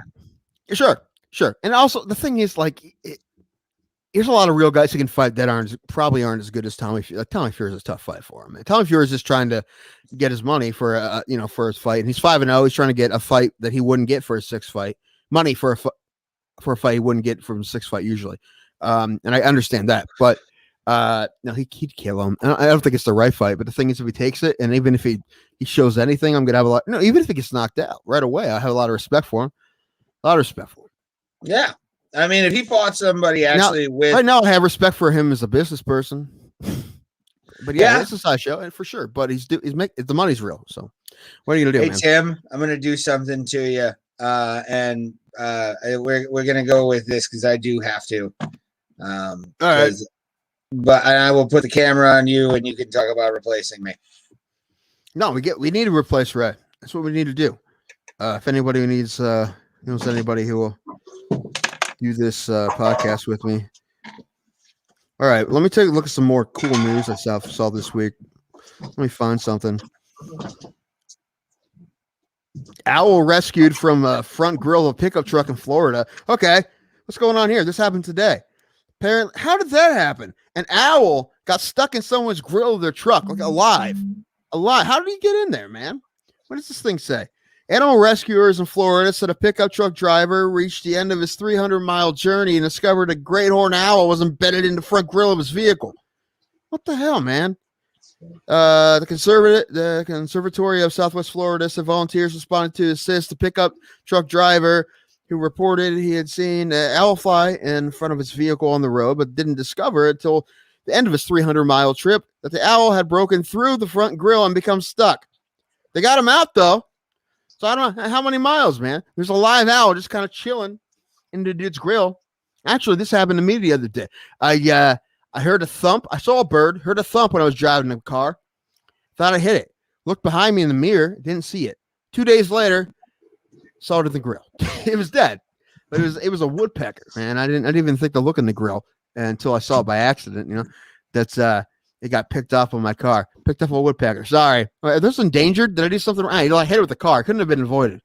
Right? Like I said, I thought I hit it with a wheel eventually, but then I saw behind me, it wasn't there. Didn't even think to look in the grill. There was a raccoon that was rescued from the top of Massachusetts Turnpike pole. All right. That's exactly what you think it is. He just climbed up there, got too high. All right. Toronto soccer team Florida practice interrupted by massive alligator. Yeah. That would suck, wouldn't it? That would actually be kind of funny. You're trying to hit a nice cross. All of a sudden, there's a giant alligator there, trying to get his licks in. Where we talked about an owl, and we just talked about animals. I like you were gone. Yeah. I really had to pee. Like it was fun. Was bad. You're allowed to pee. Man, I think we're getting worse. I think this podcast keeps getting worse. No, you're fine. It's just your confidence, sir. It's always low. It's probably true. It's true. All right. Anyway, so the moral of the story is that I'll fight Jake Paul. All right. Anyway, moving on. But no, I love how Daniel Cormier said he'd fight Jake Paul in 205 as long as it's MMA. Again, would get crushed, but mad respect if he takes that. If Jake Paul would take that fight, I'd love the dude. I'd love him. He wouldn't win, but I would love him to take it. I give him respect. I have mad respect for him to step in there, knowing there's no way he's going to win. Excuse me. Oh God! And if he lands one, it's a win for him if he lands a single shot on DC. And DC's what is he? 92, 93 years old. 42, I think. 115. I thought it was 115 because Blacktail something like that. No, he's 42. So yeah, and he's like I said, he's living his best fat guy life, as he says. But he said he'll go down 205 to fight Jake Paul. Listen, you know what?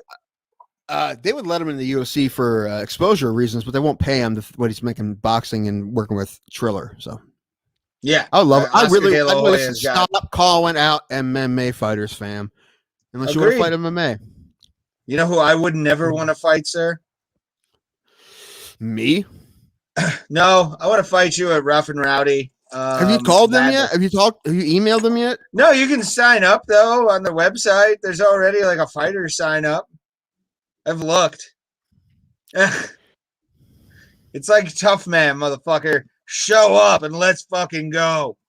But I don't want to. I only want to fight you. Although from their angle, that sounds like maybe we're gonna fix it or something. Which all I can do is promise them that we won't. Listen, I have a fight in MMA before. That might count for something. It doesn't really count for anything, but it should count for something. And maybe in that case, that I have fought someone before. So I'm not trying to just make a fake fight for the internet. I would definitely put in time and try and like get better to beat you. That would definitely be something I would do. I think I'm tougher. So tougher is a weird word. What do you mean tougher? Like I can take more punishment. I don't think that's true.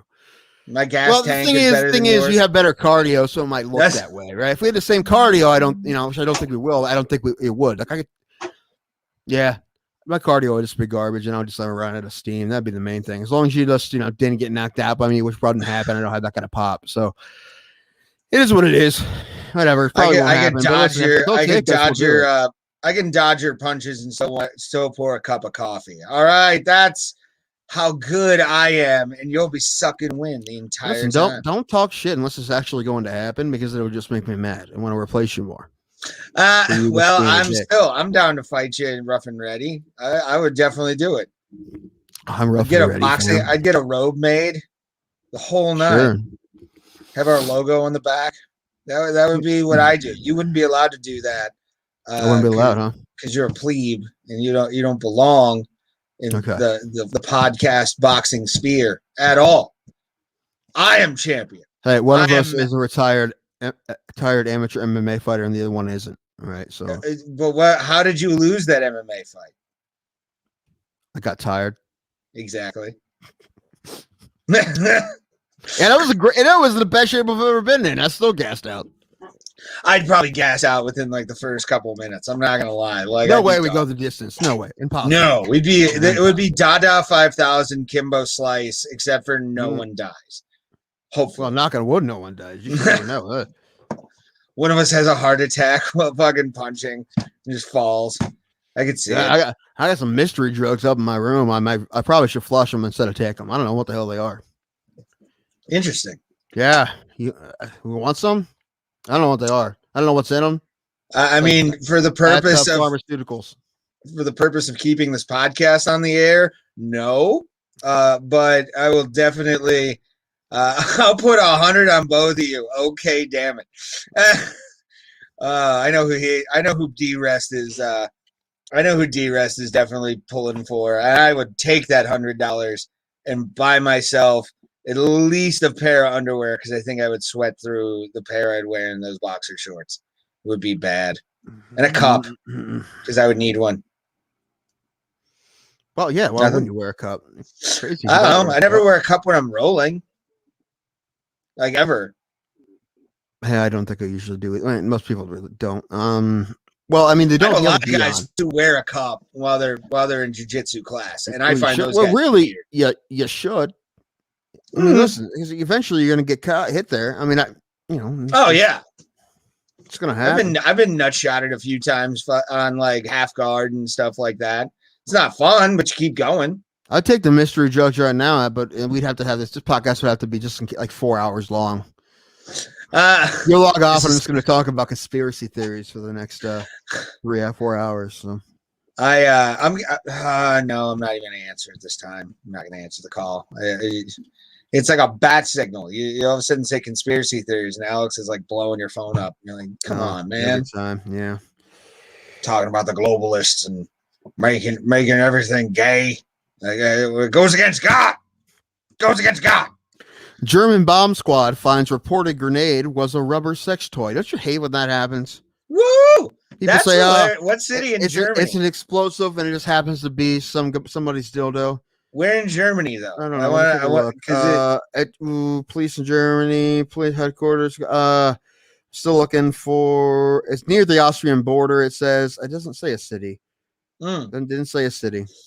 Somebody was crossing the border to have some fun. I guarantee you, it's some married businessman from Austria that just tossed the dildo out, and I've been to Vienna, man. That's like Vienna's like a lot of red lights in Vienna, man. Like that's how that city rolls. Oh hell yeah! And you red lights, and children's choirs, and the crazy shit going on there. Oh yeah, I actually was talking about that to somebody, mentioning that you were in Vienna. You actually traveled to the Vienna Boys Choir, like compound or whatever. Yeah, I was there. I've talked about it a bunch, but yeah, weird vibes. And when I heard all the weird stories, a couple years ago, when they came out about sexual abuse, it surprised no one that I was with, because it was just so awkward and weird. Just weird. I can imagine. It's just weird vibes in that place. Yeah, vibes. Poor kids. Let's shoot over to, because I'm getting kind of drunk and tired myself. Let's talk about Usman Masvidal before we run out of steam. Yes, that's actually where I'm going right now. Okay. Let's talk about this main event. If you want to hear any of what we talked about prior, there will be replay, or you can just go to our Facebook, YouTube, or Twitch. The videos will be up there. We appreciate everybody for watching, and for the MMA Holes for having us on their network. MMAholes.com is where you can get the MMA Holes. You keep the MMAholes.com. Oh, but I'm gonna just I'm gonna use something that's very, very a true statement after this fight happened. Very between Usman and Jorge Masvidal. Great googly moogly, what power from Kamaru Usman. And dude, like, holy shit. Kamaru's he came from the basement with this shot. And he fed right into that. He fed right in, had too much confidence. Thought he was going to go in and beat Kamaru Usman. I thought he was going to have a shot. I think I said it on our show Thursday that I was doing a fan pick. How hard did I tell you that you were wrong? I believe they said it was one of the dumber things you've ever said. I think I said something like that. Like it was, I did a fan went pick, hard though, on you. so technically it's warranted. I went hard on you and said that it was a ridiculous thing that you said. It's duh MMA. It's duh MMA Holes. Hickory dickory. No, I'm talking about the website and that, right? Okay. Yeah. Anyway, what was that? Okay. What was that? Okay. So yeah, you were wrong. I was right. He crushed him, man. He crushed the dude. Man, it was great. It looked fantastic, man. That's that punch, man. I love that. Just the replay, slow motion replay of all the sweat coming off of Jorge. It's just a great movie moment type of punch to the face, and he knocks him out, man. And he's great. He's so good. I don't think I looked today. They didn't move him up past John Jones as pound for pound greatest, which I think was a mistake. I think they should have done that until John Jones maybe fight somebody. I was going to say, let's wait for the Ngannou. So you move him until he fights. And then maybe if he beats Ngannou, then maybe you move him back up. But right now, he's a fight in a minute. So, move him down. Look, this guy's been fighting people. He beat Masvidal twice now and Burns. What the hell, man? Move him on up. Anyway, he's a beast. I don't think there's anybody in the division that was going to beat him, at least till he's 40 years old. At least. He's fantastic. He's the man. He's the best. He's so good. He's so good. He's so good. And he beat Masvidal at what he's best at, which is throwing hands, son. And he did it. Knocked him out, and Yes, Masvidal was a very gracious. He was a good loser. Like I said, he has lost in the UFC before. He knows how to lose, but he was very gracious. He said, "Hey, bro, got me. He got me. He got me. He fooled me. He caught me." And yeah, he was very gracious in defeat, which is good. Right? He's not complaining. He's like, no, he absolutely got me fair and square, and it was 100% fair and square. Knocked the dude out, and it was beautiful, man. He's so good. Right? He's so good. Yeah, I didn't make the mistake I made last time. I thought there was a miracle that he might lose. No, there's no shot this time. And I was correct, and he knocked down Masvidal. He's going to fight Colby Covington next. Colby Covington did a great job selling that fight. At the fight, he was there. It was full Colby Covington, and did a great job selling that fight. I think they said they're going to give him like some extra dough just for the way he sold that fight.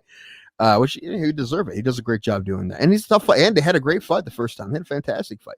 The only reason they didn't run it back right away is because he broke his jaw. Covington broke his jaw. So I'm excited to see it again. I don't think there's any shot Kobe's going to win, but it was a good fight the first time. I expect another fun fight. I think Kamaru Usman's going to knock him out again, but we will see. And I'm excited to see it. It'll be good.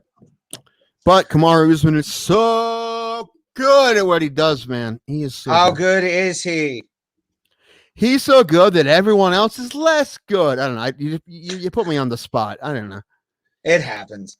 Yeah. But no, I agree. The fight to make is definitely Colby, just because he did take Kamaru into the deeper rounds. Kamaru breaking his fucking jaw definitely was that thing that, it made the fight way more exciting to run back, because Colby will hopefully have worked on his defense. I hope he comes out to Kurt Angle's theme song again. I thought that was hilarious when he did it for leading up to all of this to his fight with Kamaru Usman. And yeah, when I was not expecting that quick of a knockout from Kamaru Usman. No, but at this point, it's not surprising. I mean, dude, he's so damn good, and I don't know what I said last episode. I think I said a decision, but I think I also, as I do this a lot, I wouldn't be surprised if he knocked him out. But he was great.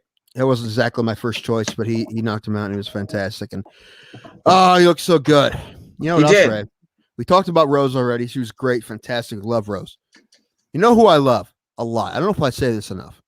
I love Valentina Shevchenko. Yes, Valentina.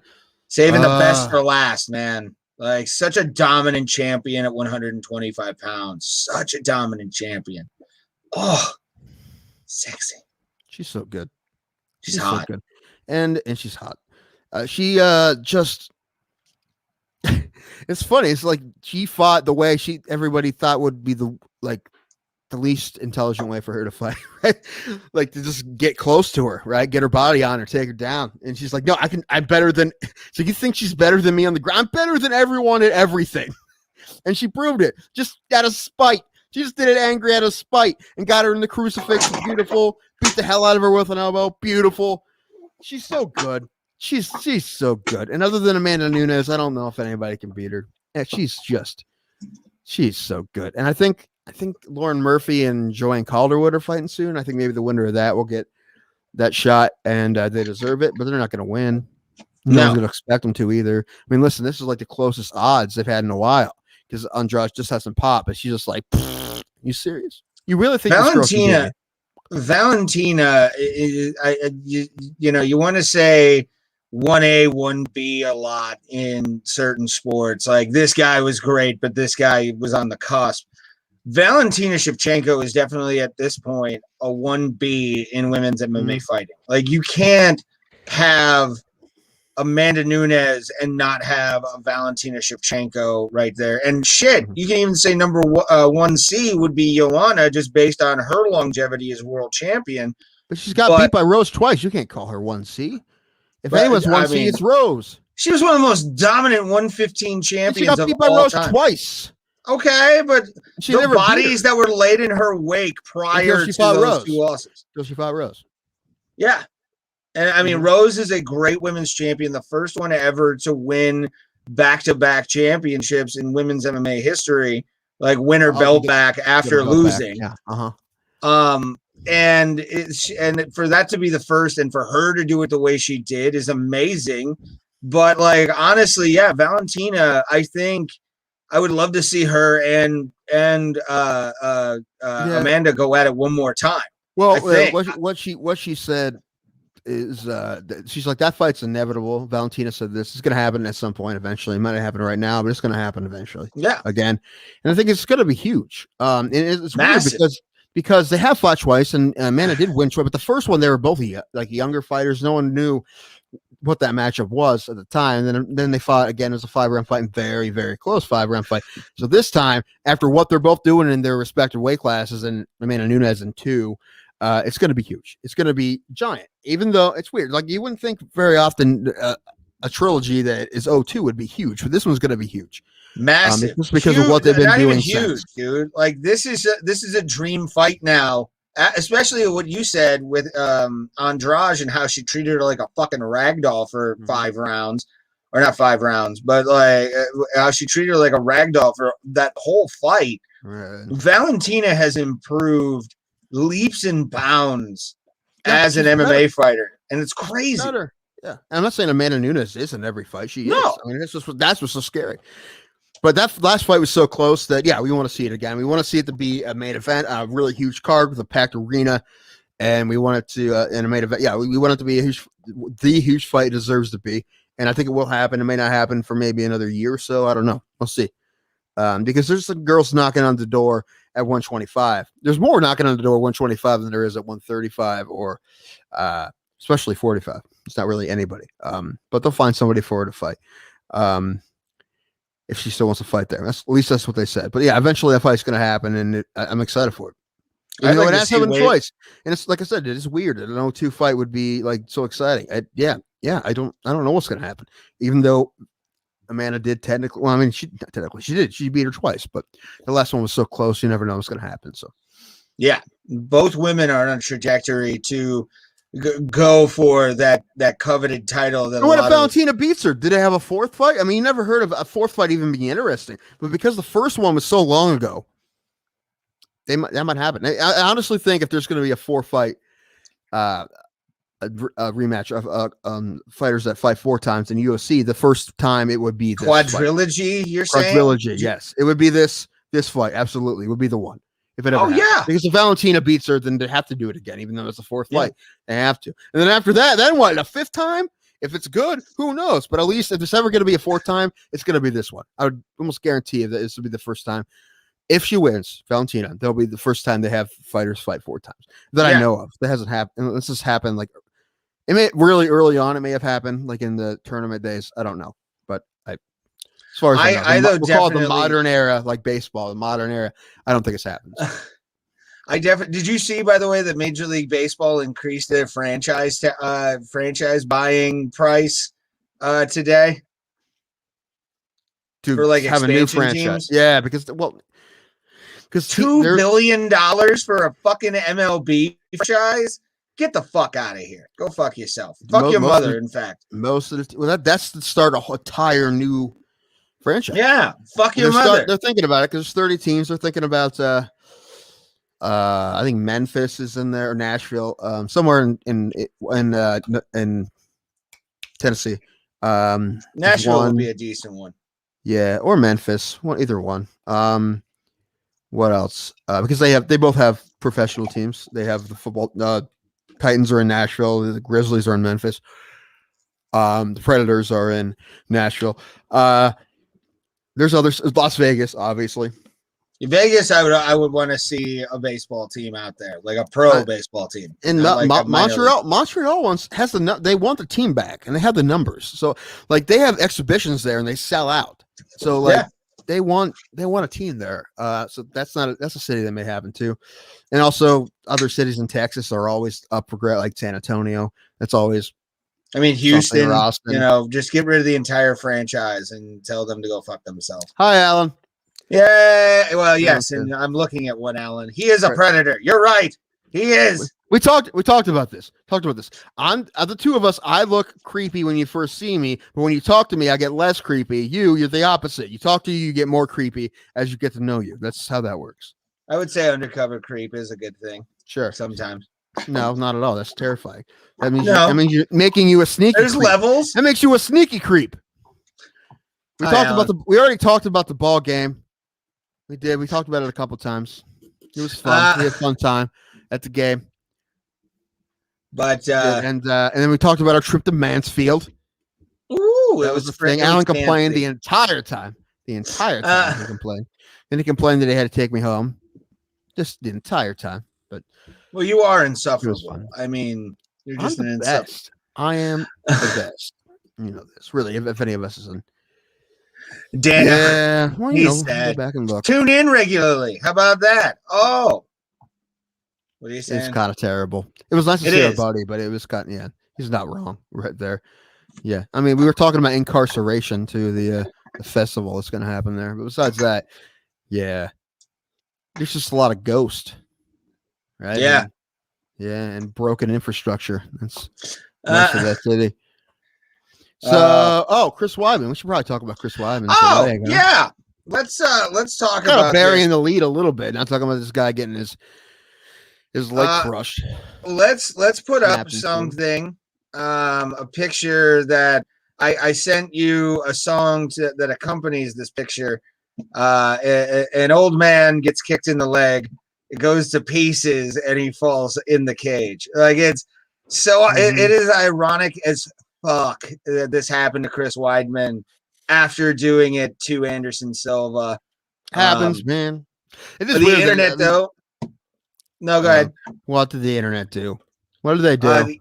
The internet can be savages. I am a wrestling fan. I remember this moment vividly. I sent you the video of Sid. You sent me this meme, and I'm like, you expect me to know? Did you expect me to know what that was before you sent me the video? Because it's been shared a lot. Like I've shared it a few times on Facebook. It's wrestling. I don't fucking know. No. This is true. But this is Sid Vicious breaking his leg. And the mat is Uriah Hall's leg, and it's a gnarly thing. It's on YouTube. Go check that video out. Okay, listen. Alan's mad because when we went to Mansfield, he said he had to drive in the opposite for Gorgon. Okay, listen. Yeah, I'm your buddy. Though you got to do things for your buddy. All right, listen. Okay, you know what? That way. Yeah, because you had to drive into the wrong for Gorgon. Really? Yeah, whatever, man. Alan's losing his Begorgon all the time. We talked about our hotel room and our fancy view, right? And I was mad that I couldn't see the stadium because I could see the Hall of Fame, but I couldn't see the stadium. It was nice. And what Begorgon were you facing? We were going south-ish, and then what else are the four? I talked about the fancy bar we went to, yeah, and how we were in sweatshirts and everybody else was in fancy garb. That was fun. That was nice. It was. I like how you're having a side conversation. Like there was like a wedding going on around there or in there. Like so when we checked in, there's people all dressed really nice. A lot of ladies in dresses, and we were dressed in sweatpants and whatnot. And we were like, "Oh, are we in the?" And I was like, "We feel like it feels like we don't belong here." I'm like, "Dude, our money spent's just as good, bro." Boy. This is why we're friends. How did we fucked up? Oh, we got fucked. Well, we did drink good bit of alcohol. We did. That was fun. And I also said on this podcast, Alan, I'm saying it again because you're listening, is that he made friends with the bouncer and the and the waiter because he's Alan and he makes friends with everybody. He tries to become mayor of whatever establishment he goes to. And he does do a good job doing that. It's pretty funny, but yeah. So let's talk about because I do want to show these pictures. Then we found Jesus walking in Cleveland, being at a hotel bar while a wedding's going on. We didn't go to the Taco Bell Cantina. We should have, man. Like I said to Ray, like you go in. It's a place where you don't want to eat anything until you're 5 deep, and you want to eat everything. That's a perfect restaurant. The Taco Bell Cantina.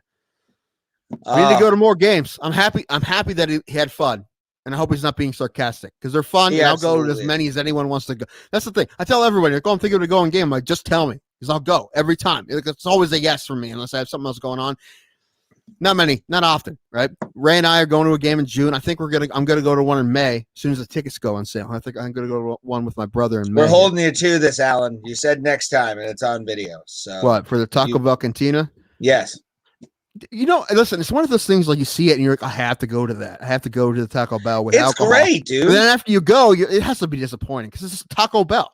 No, it's Taco Bell with alcohol, but it's actually kind of a cool thing when you first walk in. You're like, I could get a margarita right now. This is dope. Yeah, but what a margarita? What a margarita, and I order a taco. I want it to be solid. I don't want it to be a Taco Bell taco. Why not? Come on, man. I would eat a Taco Bell taco. Listen, if the Taco Bell cantina had the Mexican pizzas, it would be a little different. I had a Mexican pizza and like a vodka. Yeah, sadly they stopped doing it. It's bullshit, right? I hope they bring it back every once in a while, like the McRib. That would be fun. That would be. Do you know what they've discontinued in life, and I'm sad about it because the girl that I'm seeing is sad about it. It's peanut butter Twix. What? Peanut toxic butter masculinity? Twix. Oh, okay.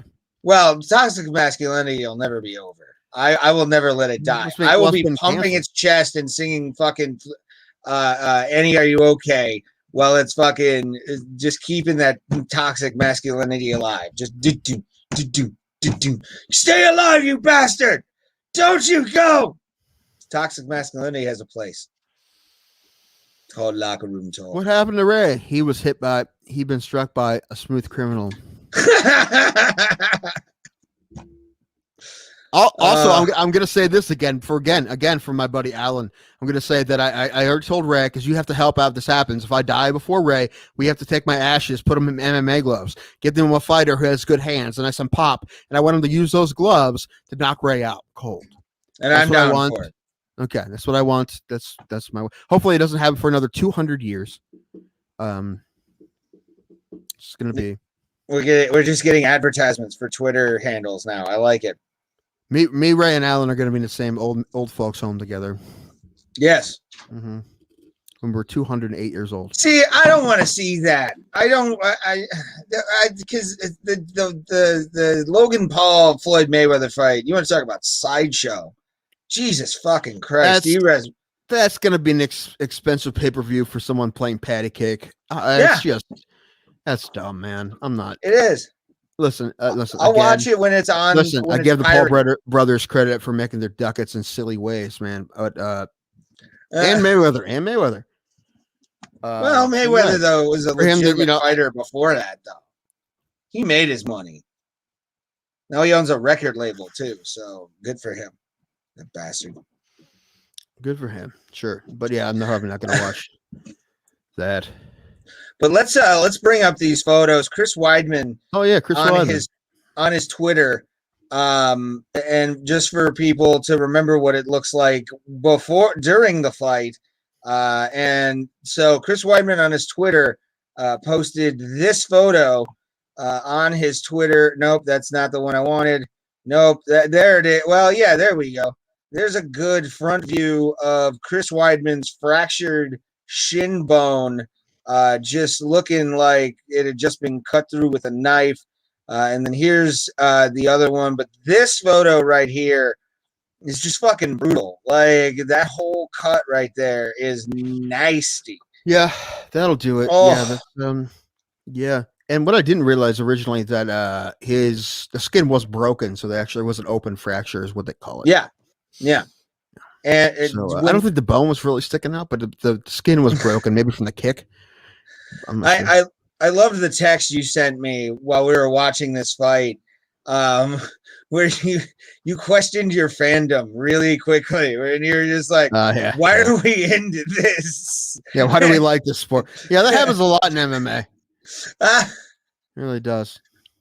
What I found interesting about this fight was we both wanted to see this fight because it had happened once before. Uriah Hall, already a better fighter than he was that first fight against Chris Weidman when he was on his way to beating Anderson Silva. This was a nice little run back. But for just the first kick to be the shin splint, like, was I don't know how to really describe it. Yeah, it's a bummer, but it is what it is, man. It happens. It doesn't happen often. It's weird that the last two times it happened, as far as I know, in the UFC, it's the same guy was involved. It happened to him once, and then he chucked a kick and happened to somebody else. But it's Yeah. not the way he wants it. Uriah Hall said no matter what happens, if Chris Weidman in his lifetime wants to fight again against Uriah Hall, he said he owes it to him no matter what his rank is or whatever. He owes him that fight. And Uriah Hall, but it was about as classy as you could possibly be with the whole thing. But he is like that anyway. It's not really surprising. But yeah, it sucked to watch. It did, because it's painful to watch. It is. Yeah. But I saw Chris Weidman's video. They said maybe like with 6 months to a year, maybe he can start training again. So I don't know. Maybe, listen, I hope this is the thing. Yeah. Maybe he'll see this as a sign and maybe he should hang it up. Maybe he will. But the thing is, if he wants to fight, I hope he does. And I hope he comes back and I hope he can get at least another win or two. If he wants to, we'll see. It depends on a whole lot of things, his personal life, which we know nothing about, obviously, and then the injury itself. So a lot of things. But the thing is, it would be great to see him come back from that, even one fight and win and beat anyone would be great to see. So it's up to him, man. But at the same time, if he says, "Hey, I'm done. I'm gonna hang it up," then good for him. He had a great career here as a champion. Good for him. But we'll see, man. We'll see. I hope either way it heals up nicely, at least nicely enough that he could, if he wanted to, fight. So walking first, though. They said about a couple of months before he can walk on it. So there you go. Yeah, man. Like, I look at this as it's not my first thought after this had happened was, not first. My second thought was he'll be back because of the idea that, he's got this titanium. He's got the titanium shin and all that kind of stuff, but that'll heal. That'll get reset. I honestly think Chris Weidman will be back for at least one more fight. He deserves that after and I even said to you, he'll be out probably a year, like guaranteed. He'll be out till 2022. This was the doctors just giving him a random ballpark. They obviously don't know, but they just said at least 6 months to a year before he would get cleared to train. It also depends on tons of things, the muscle and the nerves too. You don't know what happened in surgery with the nerves, right? It can be a whole thing. Speaking of nerves, we'll talk about that in the next fight. But they do be doing that, don't they? Anyway, that's you never know, but you hope that I mean, the thing is, if it takes 2 years or whatever, if he wants one more, the UFC will give it to him. Listen, apparently Nick Diaz was in attendance and he wants to fight again. And they said, and Dana, they were asked, the journalists there, reporters asked Dana if he'd let him fight, and he said sure. So if he wants to fight, they're going to give Nick Diaz a fight. So who do you think's going to be Nick Diaz's first opponent if it's not Chris Weidman? Matt Brown. Yeah, I could see Matt Brown being one of those guys. Somebody was saying hazmat suit, Shemaev. I don't know, man. I think that would be too much of a cake fight for Hamzat, to be honest with you. You'd think, but at the same time, and Nick Diaz, they're giving that guy a fight. I didn't think he deserved in the first place. I didn't think he deserved to have that Leon Edwards fight. So I actually think that Nick Diaz fight makes more sense than the Leon Edwards fight. So listen, his last win was Mershon. You fight a guy who was a legend dominant. He's been dominant in a lot of his fights. Like, I'm on the Hamzat train, but I honestly would love it. I think that would be too easy of a fight for Hamzat. To be honest, it makes a lot more sense than the Leon Edwards fight right now. I mean, that's maybe not eventually, but right now, I think they should do that fight because I think Leon proved that he's already a fucking savage to be. He's fighting his brother, man. He's fighting Nate. So. In Houston, he's fighting Nate. That should be fun. And then who they match up Bilal Muhammad with? Damian Maia. That's going to be a good fight. That's fun. I honestly think that Bilal, everybody will remember his name after he beats Damian Maia, though. And I'll say that on the podcast coming up. Stay off that mat, bro. Stay off that mat. Well, yeah, but I think that's Bilal's. Like, Bilal can fucking I can see that being kind of like what happened when Maia fought Gilbert Burns, getting popped by him. But also, I mean, when that matchup was set up, everyone's like, dude, if this thing goes to the ground, oh my gosh, Gilbert Burns. But it didn't. Gilbert's like, no, Brad, no, I'm just going to knock him out. And he did. And it was fantastic. It was great. It was awesome. But then we have Anthony Smith. I love what listen, anyone, I don't know if there's anybody out there who's saying that this was like a lame fight or this was like a stupid, silly win for Anthony Smith, because this had the exact same effect as a knockout. He wasn't unconscious, but he hit him with a great shot that forced the fight to be stopped because he stopped part of his body from working. Yeah, he Michael Chandlered him. I mean, that was Michael Chandler, Madison Square Garden. Like immediately my head, and I think I posted that on our Twitter at Plata. That was just like the Michael Chandler fight, except the referee or they stopped it early because Chandler just couldn't stand up, and that was a huge issue with Anthony. Who did Anthony Smith fight? Why can't I remember his name? Jimmy Crute.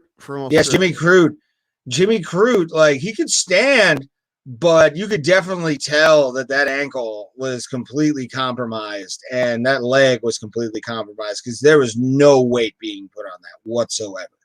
Like, I'm sorry, I've fucked up my ankle really That was bad. Correct. Yeah, I mean, listen, he took a step forward, looked fine, took a step backwards, and the ankle rolled, and the doctor's like, no. The doctor knew what was up. They call it foot drop, which is when you get a hit in that nerve, and your entire leg goes numb. Dana White said afterwards, he's like, no, I'm not a doctor, but I'm pretty sure something messed up with his knee. Well, according to doctors who saw it, they said it was foot drop, including Brian Studer on YouTube, who I watch a lot. He's great. He said that. He's like, that's what they call it. It's foot drop. They call it foot drop. It's a medical term. Well, the layman's medical term, they call it foot drop. And that's what happened.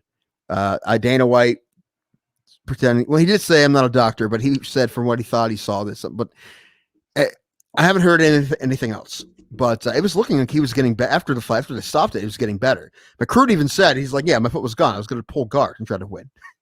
Which is good for him. But, of course, I mean, no one would actually want the fight to stop, right? But, yeah, I mean, Anthony Smith, good job, man. Get another good win. That's 2 in a row, man. Now, I guess a really tough dude. And, yes, that counts. That's the stoppage, man. That is a TKO. He kicked him so great that it turned off his leg.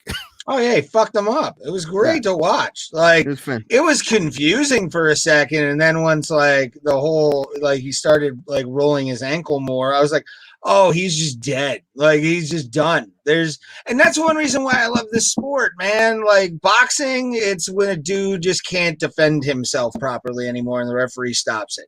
In MMA, you know that shit is going down and there's no way homie can fucking actually, like, get his shit together at all. And that's why I love this sport. There's so many ways to stop fights. And for Anthony Smith to do it the way he did with such a powerful ass leg kick, you're like, God damn, son. Like, Jesus, tap dancing Christ. It's amazing. Love it. And I love you, Tim Danko. I want you to know that. Yeah. What about a couple more? Oh, we got to talk about Randy Brown. Dude, I don't even know how you could pull this off. Like, just like drunk Sunday, I try to get my brother. I'm like, stand up, I want to try something. He's like, what? I'm like, I want to try to choke you out with one arm. Oh, it's possible. Get a rear naked choke with one. Of course it is. But he's like, how do you not pull that arm down? I'm like, well, he also had his arm pinned, right? So it's just a great submission by Randy Brown. I don't remember the last time. I don't remember if I've ever seen that happen. Someone rear naked choke somebody with one arm. Not in a one arm situation. We've never seen I don't think we've seen a one armed rear naked choke in the UFC. It's actually kind of funny when I went to jiu-jitsu or wrestling on what was it? Well, Tuesday of last Tuesday, I think. That was one of the moves that George Comer, who we have an interview with, check that out. It's awesome. George Comer was teaching that move, and when I saw him pull just like this, where it was like shoulder in, because the move itself is kind of an interesting one because you have to like literally bring your shoulder in and then pull your elbow into your chin or into their chest and squeeze while you're doing it. It's a fucking rough move, dude. Like, I don't know if you've ever had that put on you, but it's not fun. There's also a cool variant where you actually do this. You take your hand and put it on the back of your neck and then squeeze that way. It's a fun fucking maneuver, but like, yeah, that one arm choke is nothing to fuck with. And for Cowboy to get caught the way he did in that move for being a Brazilian Jiu-Jitsu black belt was kind of interesting to watch. Right. I didn't know Randy Brown was that slick. Because I mean, it didn't start as a rear naked choke, right? It started from the front, didn't it? And I don't remember something like that. Yeah. It was great. It was so slick. And then I think the other one we were going to talk, Dwight Grant with his knockout. A younger guy, Powerful a Dwight bit younger Grant. guy. He Dwight Grant is kind of interesting. Look, he has a very small torso. Yeah. And he has like really long limbs. His interest, yeah, it's a small target if you're going for body shots on Dwight Grant. But he had a knockout too. Who'd he fight? You gonna pull that up? I already went out of the screen share, you son of a bitch. How dare you? We're talking about fights still. Why would you do that? That's on you. For just because I thought we were leaving attention. after the Kamaru Usman talk. We had more fight. We had like 8 more fights to talk about. You know what? Stop with your trying to being have right. logic Stop to with a your show. being right. Yeah. Okay. Yeah. Enough of facts. I'm not a facts guy, Tim Danko. I'm not an alternative facts guy. He's an alternative facts guy. Not even alternative facts. I'm more of what I like to call alternative truths. Yeah. All right. Did we go through all the other fights? I think was there another finish I missed? No, we talked about the guy punching the other guy's mullet off, right? Yeah. But it was Dwight Grant fought Stefan Hyclak to a decision. So sorry, Grant was the favorite going into that too. We can't pull up anything because Ray, decided he wanted to stop halfway through the fights. So there it is. Yeah, he won right because I run the talk about Brendan Allen. Yeah, I mean not correctly. However, I don't want to complain too much because I don't want to do it either. So but yeah, it was all in all, man. Like I look at that fight night as a total success for the UFC. Hopefully stuff, there's no spiking. Good stuff. Man, they oh yeah, it seems like they always kill it on moments that they need to kill it, right? Yeah. Dana White's the greatest promoter of all ABC time. And just went, he does a pretty good job. But it also it's just an exciting sport. And they got great fights, and the crowd was great. I don't know if there's anybody in the world who would have fought boring in that atmosphere in the first time they fought without a crowd in a long time. So, yeah, I agree with you, man. Like that was definitely the crowd helped immensely in getting everything together. The momentum of every fight was heightened. Some of the classic wrestle fuckers would have tried to knock people out. Yeah. Ben Askren would have tried to knock a motherfucker out. Yes, he would try to the box like he boxed Jake Paul. What? Ben Askren may be genius, man. He just went in there, took a punch. We're like, I'm done, guys, and then he cashed his check, went home. Yeah, and it was pro wrestling. Hey, I was never a boxer to begin with, so there you go. Well, everybody, I think it is time we close the book on episode 78, Packed House. Or Packed Houses and Punches. This episode has been brought to you by the letters Nobody, because nobody really wants to sponsor this, at least right now. The movie Nobody with Bob Odenkirk? I haven't seen that yet, but I want to see it. I love Bob Odenkirk. The movie theater here opened up, but they're only showing movies I can already watch on TV for free. I didn't see Mortal Kombat yet. I'm about to watch it. Probably didn't. I watched a spoiler video for it. Well, don't you dare! I'm not going to tell you anything. But I like what I saw. You're the one who told me that Paul Rubens was the power broker, and I'm pretty pissed off about that. Hey, sometimes they gotta go deep with a Dr. Doom reference, and Paul Rubens showing up was definitely a Dr. Doom reference. Along with the fact, here's the thing that I was very happy about with Falcon and the Winter Soldier. Was not the fact that Falcon became the Black Captain America. It wasn't any of that. It was you are spoiling shit. All right. It was obvious when they gave the Wakanda thing. Shush. It's been weeks. Really. It's been weeks. It's been 3 days. It's been weeks. It's been 4 days. Pay attention. Watch the episodes. I have no feelings for you if you get mad. But I love the fact that MODOK finally showed up. Like, the fact that big-headed idiot is finally in the MCU makes me happy. I love that guy, and I can't wait for AIM to show up now. Like, this is MODOK being like the man behind Paul Rubens, the power broker. Dope day. Mm-hmm. Good. Mm-hmm. Okay. Well, guys, we are heading out. I am a little drunk. I need to eat something before I go to bed. But we appreciate you guys watching. You can catch us on Facebook, YouTube, and Tim's favorite website, #cancel Twitch, because Tim has Tourette syndrome, and thanks for reminding me. It bothers him a lot that there's a website called Twitch. It's terrible. Tim, do you have anything coming up, buddy? No, because when I get booked, the booker forgets he booked me. This is true. And that's how it should go, in my opinion, with you at all times. I will be in Berea, Ohio this coming Friday for the Grindstone Cleveland Browns Tavern. OTAs? No? Okay.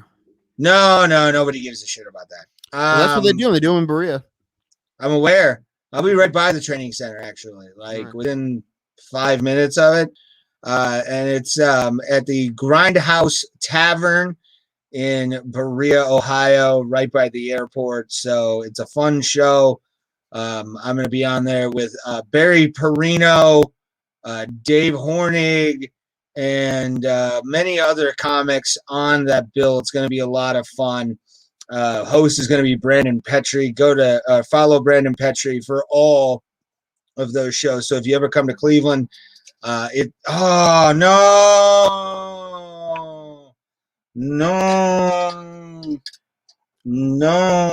What did you do? Oh my gosh. What did you break your mic? Oh no.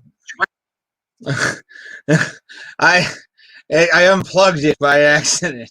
All right. But it will be. We're trying, man. What are we supposed to do? Get more live viewers. Yes, we are commenting on other fucking things. It's just I sleep. I sleep through things. We might have had a bigger crowd. What are we trying to do? I don't know. What are we going to do?